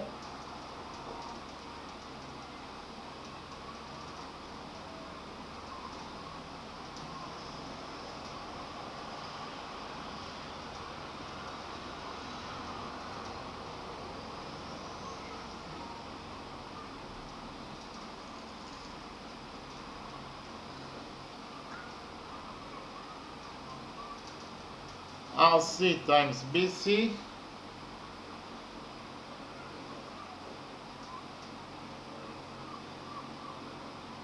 equals to DC times CQ.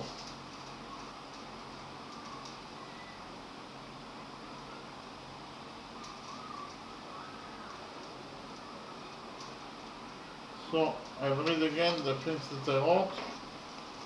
Chord RB intersects with chord DQ at point C.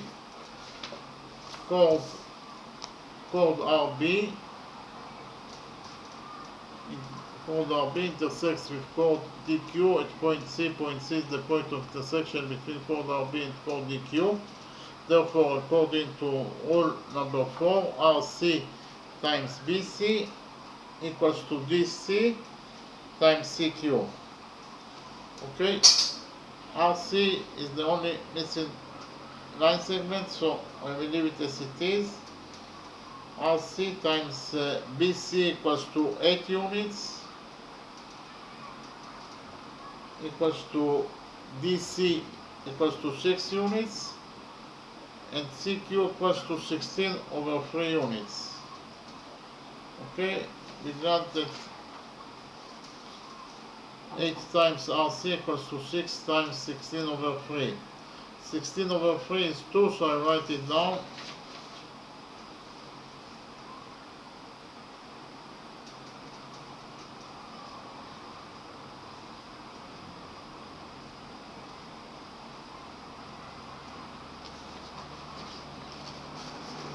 We got that 8 times RC equals to 2 times 16. 2 times 16 is 32. I write it down.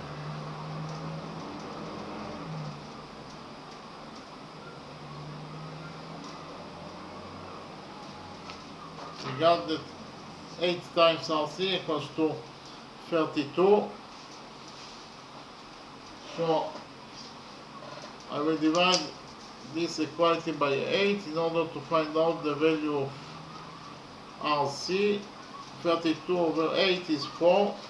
So we actually got that RC, line segment RC, equals to 4 units. Okay. We got the line segment RC equals to 4 units, so we can write here that line segment RC equals to 4 units.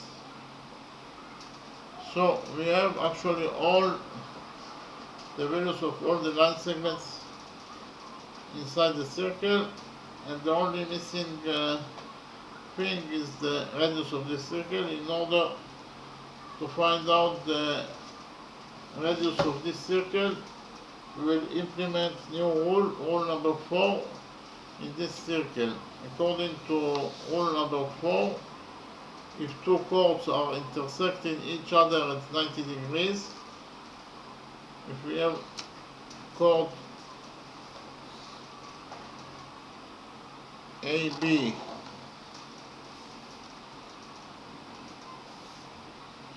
that intersects with chord CD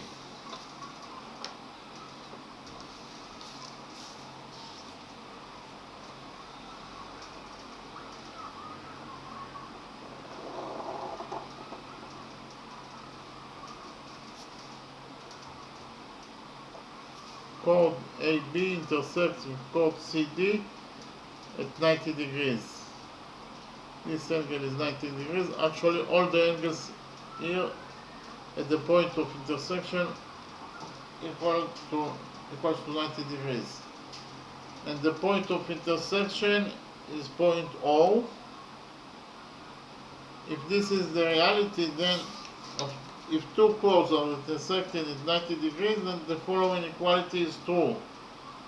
That 4 times the radius of the circle squared equals to AO squared. AO squared plus BO squared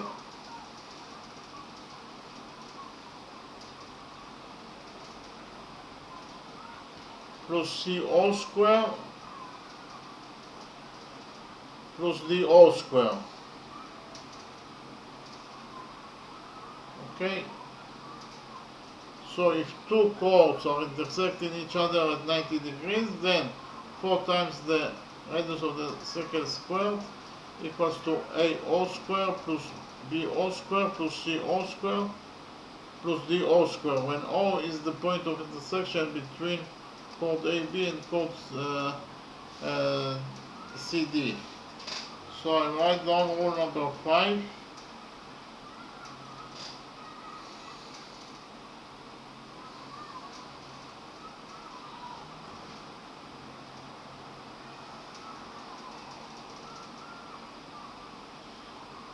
Rule number 5 states that if two chords are intersecting each other at 90 degrees,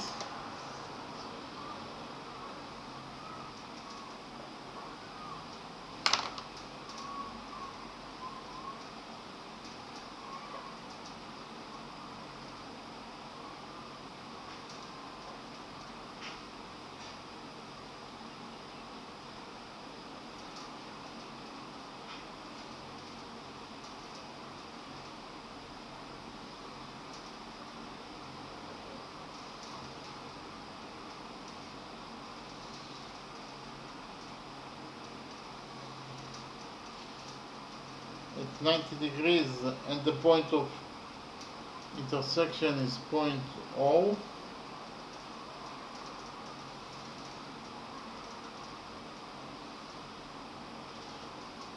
then the following equality is true.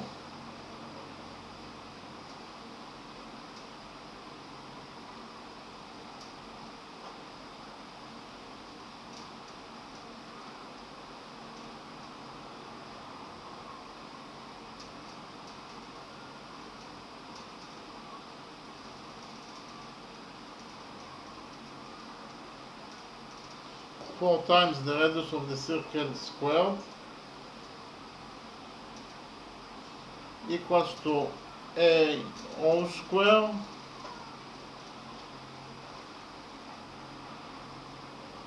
plus B all square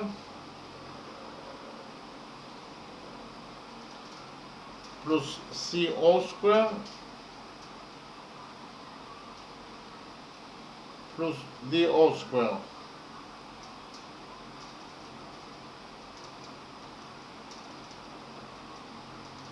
So I will read rule number 5 again. Rule number 5 states that if two chords, that is to say chord A, B and chord C, D are intersecting each other at 90 degrees, that is to say at the point of intersection between those two chords, we have 90 degrees. They create 90 degrees at the point of intersection. Actually all the four angles around point O are equal to 90 degrees. Okay? If this is the reality, then the following equality is true, that 4 times the radius of the circle squared equals to A all square plus B all square plus C all square plus D all square. Okay?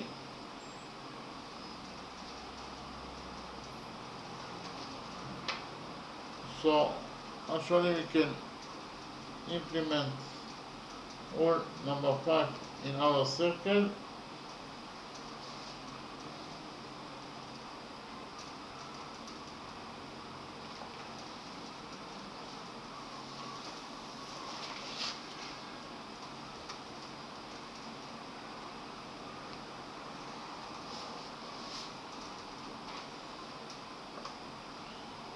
Because first of all, angle BCD is a right angle. We have here two right angles. Angle BCD equals to 90 degrees.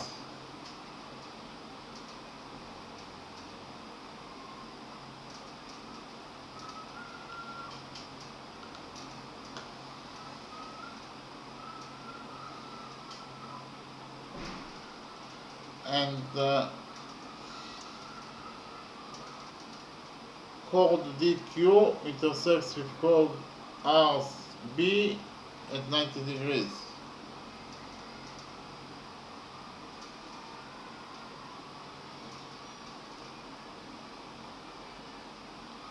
Chord DQ intersects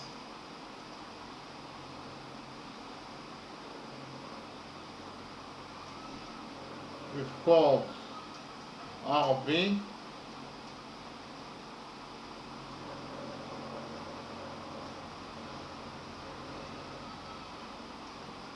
at 90 degrees.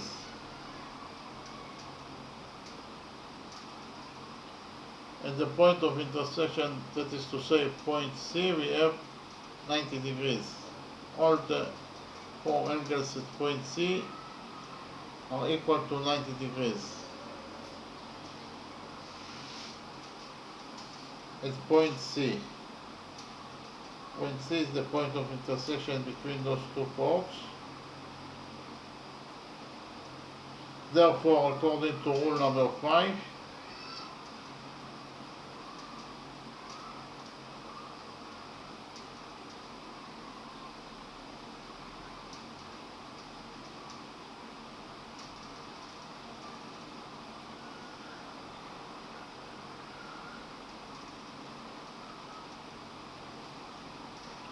four times the radius of this circle squared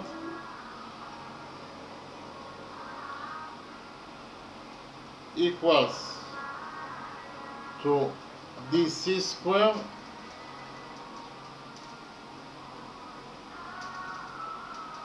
plus CQ square plus BC square plus RC square.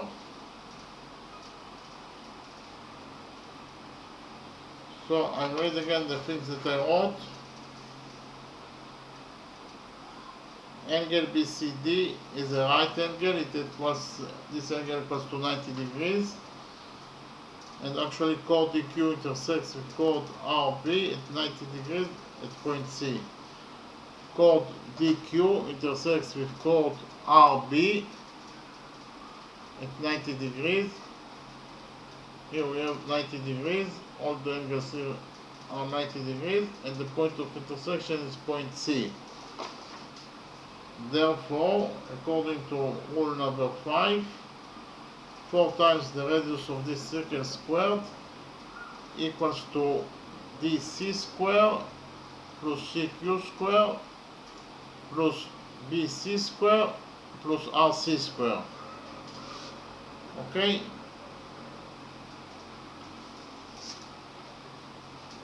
So 4 times the radius of the circle squared equals to DC equals to 8, so DC square is 8 square, 8 square is 64, plus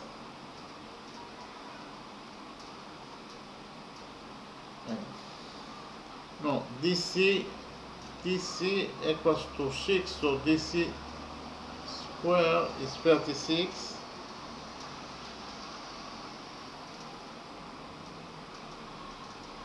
plus CQ square. CQ equals to 16 over 3. 16 over 3 is 5/3, and 5/3 squared is 28.444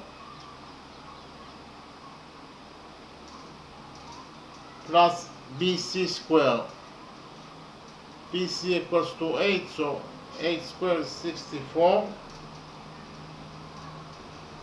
plus RC square. RC equals to 4, so 4 square is 16. So in total we got that 4 times the radius of the circle squared equals to 36 plus 28.444 plus 64 plus 16. 38 plus 64 is 100, and 100 plus 16 is 116, and 116 plus 28.444 is 144.444. So I write it down.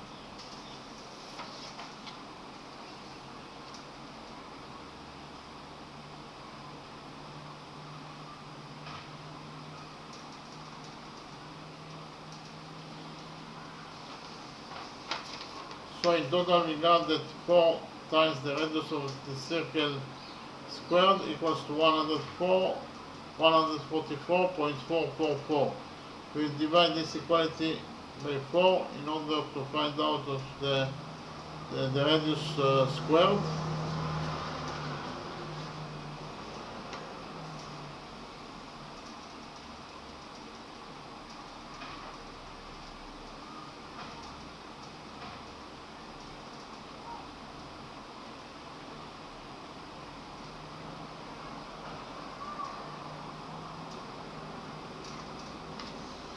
So we got that the radius squared equals to 36.111.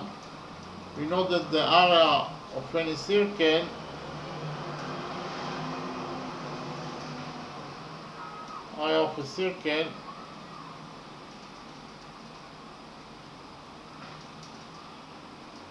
equals to pi times the radius squared. The radius of the circle squared.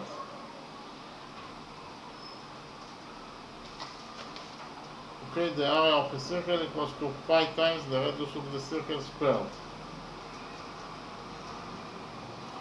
And we know that r squared equals to 36.111, so we can substitute r squared by 36.111. Okay, so the area A of the circle will be equal to pi times the radius squared. The radius squared is 36.111 square units.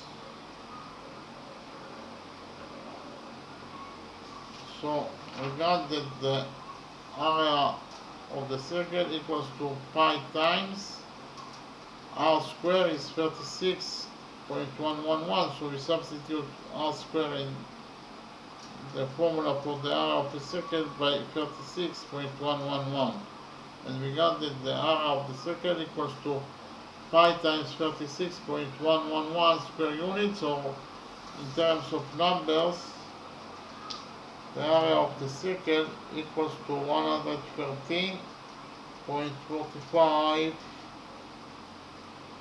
square units.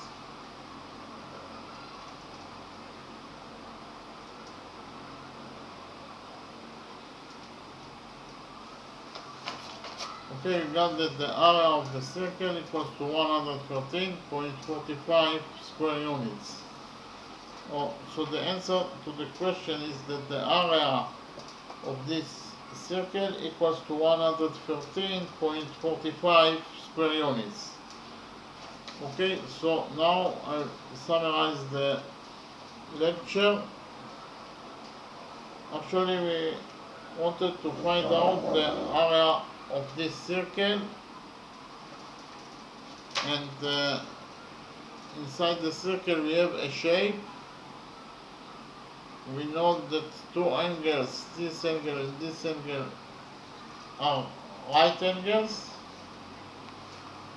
and we know that side AD of this shape equals to 4 units, side DC equals to 6 units, and side BC of this shape equals to 8 units, and we want to find out the area of this circle. Okay.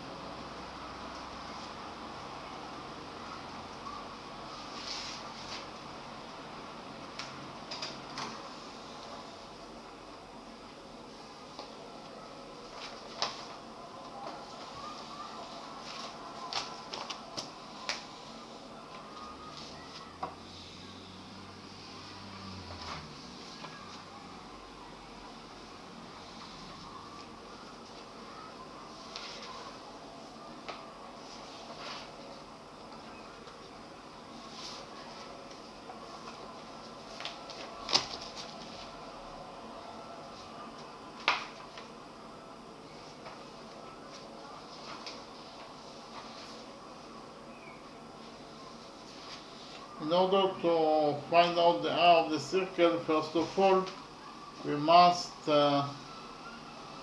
define the theorem of one-sided angles. What are one-sided angles?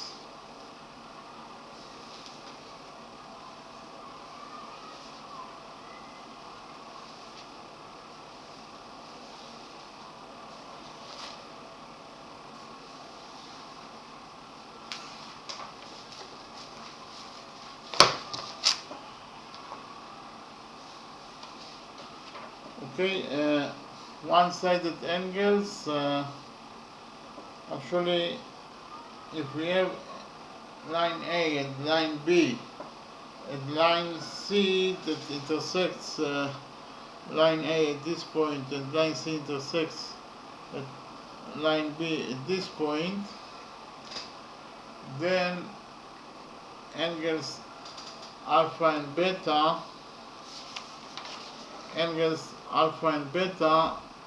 are defined as interior one-sided angles.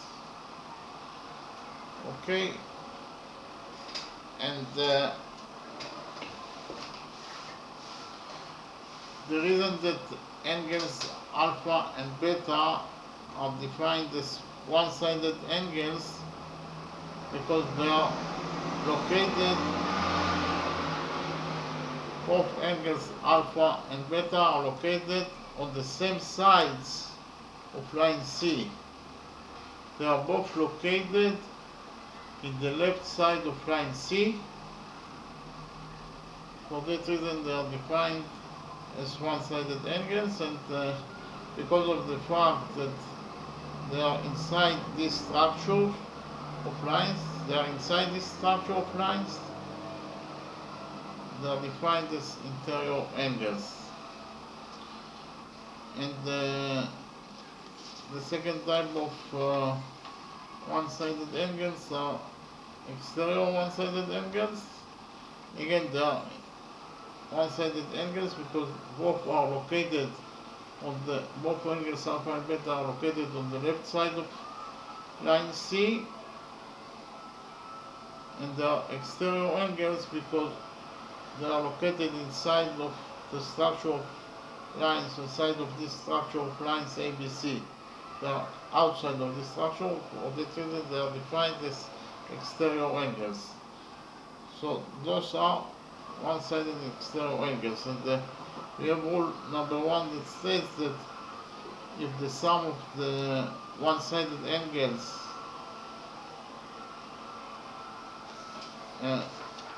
if the sum of the two one-sided angles equals to 180 degrees, then line A is parallel to line B.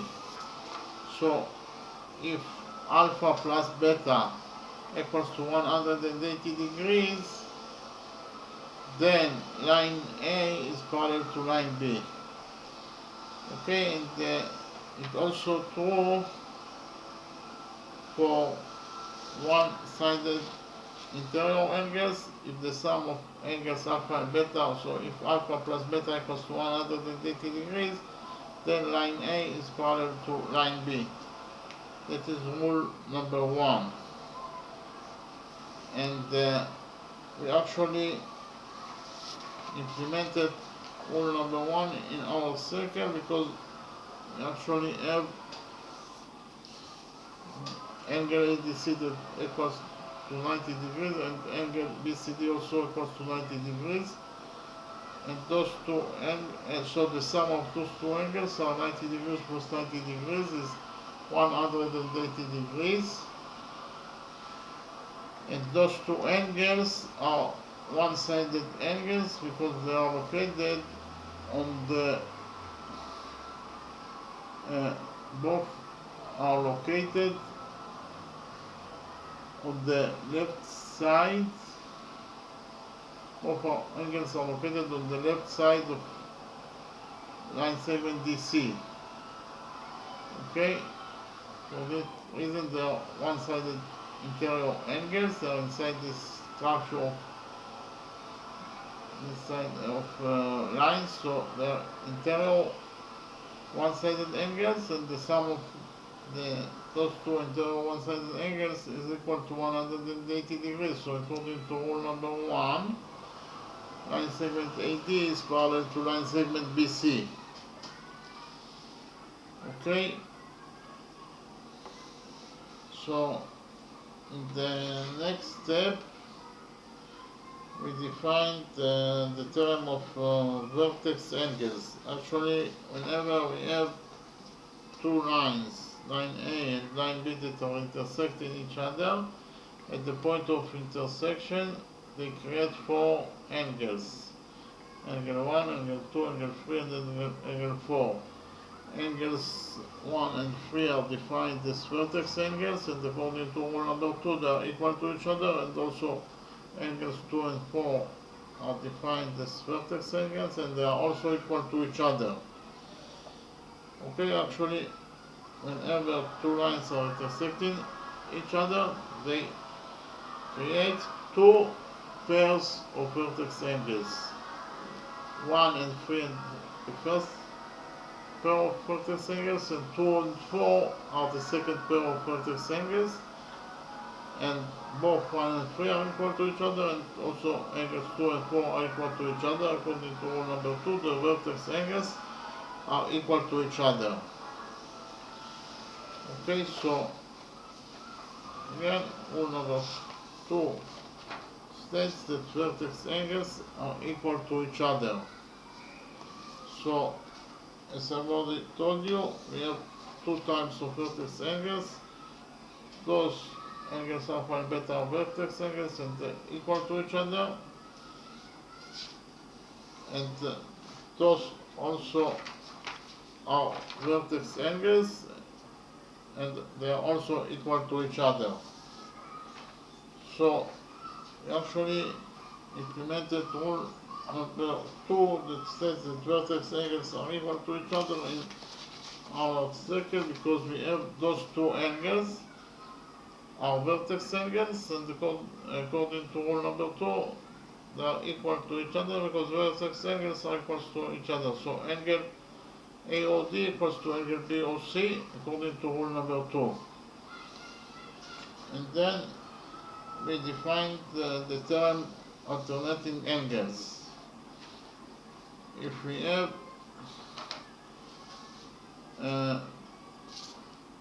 line A and line B, and also line C intersects those two lines, line C intersects line A here, and it intersects line B at this point. Actually, angles alpha and beta are interior alternating angles. Why are alpha and beta alternating angles? Because they are located on different sides of line C. Okay? While angle alpha is located on the left side of line C, angle beta, while angle alpha is located on the right side of line C, angle beta is located on the left side of line C. So because of the fact that those two angles are located at different sides of line C, they are defined as alternating angles. And why are they interior angles? Because they are inside the structure of lines A, B, and C. They are inside this structure. For that reason, they are defined as interior angles. So this is the first type of alternating angles, and we have the second type of alternating angles that are defined as exterior alternating angles.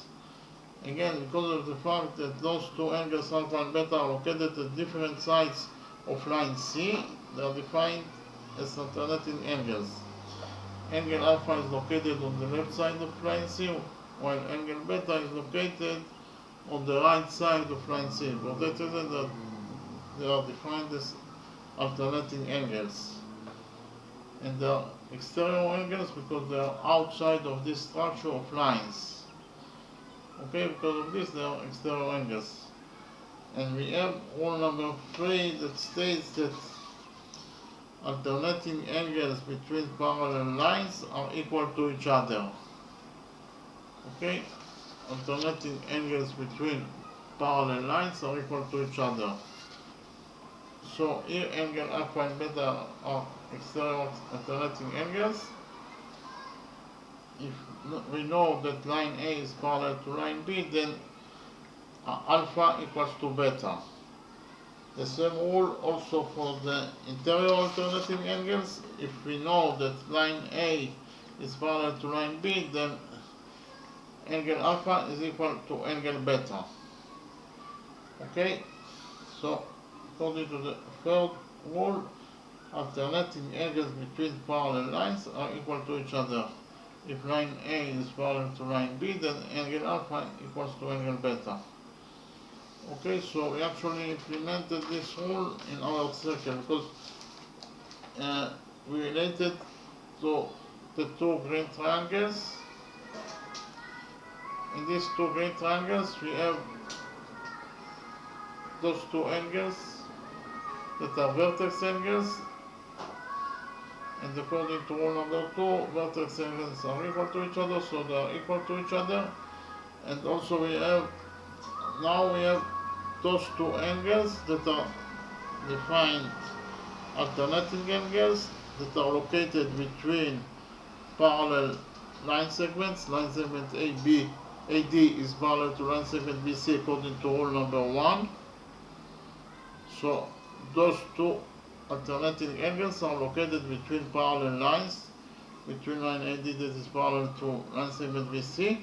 For that reason they are equal to each other. And also in the same rule we have about those two angles that are also the alternating angles, and they are also located between parallel line segment. Line segment BC is parallel to line segment AD, and according to rule number 3 that states that alternating angles between parallel lines are equal to each other, they are equal to each other. So we prove that 3 angles of this triangle are equal to 3 angles of this triangle. For that reason, those two green triangles are similar to each other.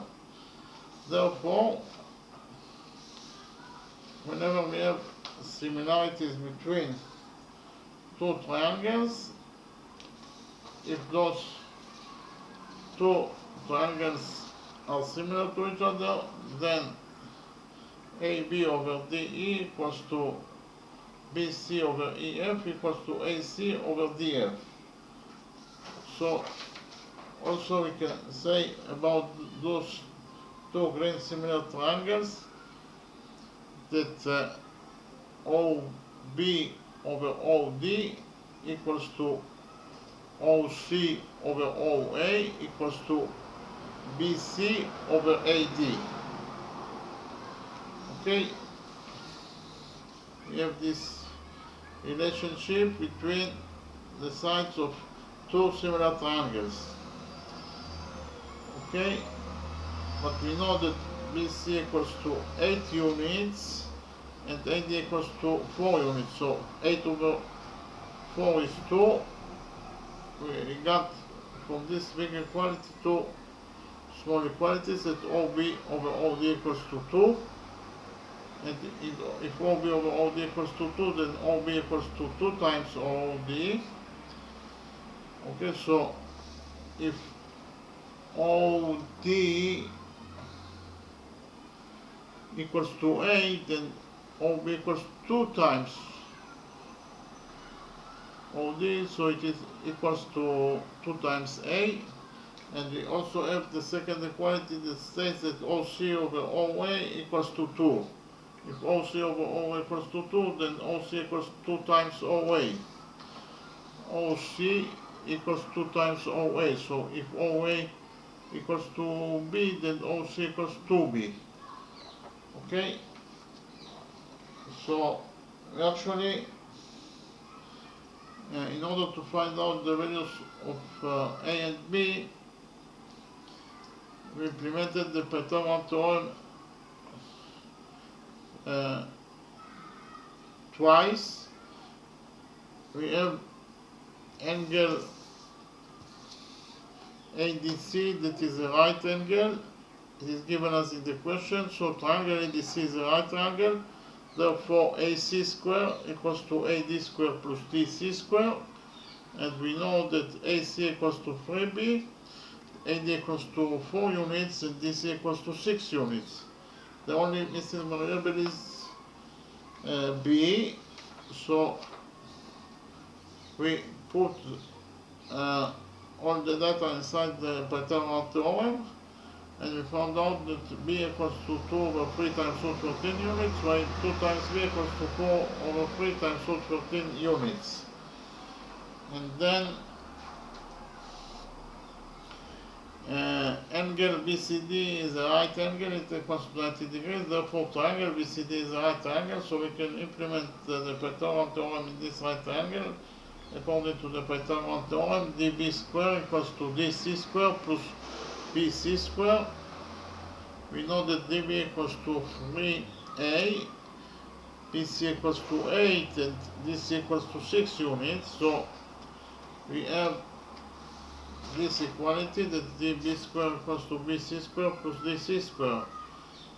And the only missing variable is A. So we found out that A equals to 10 over 3 units, and 2 times A equals to 20 over 3 units. Okay? So then we copy this drawing here, and in the next step we extended line segment AC until it touches the circle at point P, and we have the fourth rule that states that if two chords are intersecting each other, we have chord AB that intersects chord CD at point O, then the following equality is true, that AO times OB equals to CO times OD. Okay, so we implemented this rule in our circle because we have chord AP that intersects with chord DQ at point O. So according to rule number 4, AO times OP equals to DO times OB. Okay? AO times OP equals to DO times OB. And the only missing variable here is CP. We have one equation with one variable, so we found out that the value of CP is actually 16 over root 13 units. Okay? And in the next step, we extended line segment DC until it touches the circle at point Q. And we found out the value of CQ according to the fourth rule, because we have chord DQ that intersects with chord AP at point C. So according to rule number 4, AC times CP equals to DC times CQ. Okay?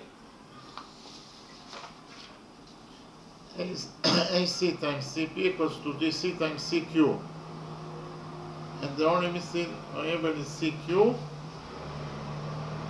So we found out that the value of CQ equals to 16 over 3 units. Okay, then we extended line segment BC until it touches the circle at point R.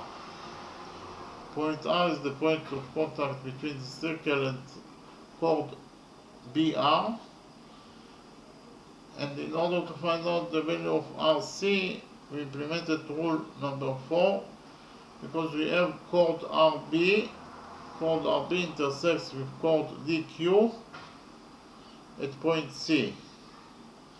Therefore, according to rule number 4, RC times BC equals to DC times CQ. Okay?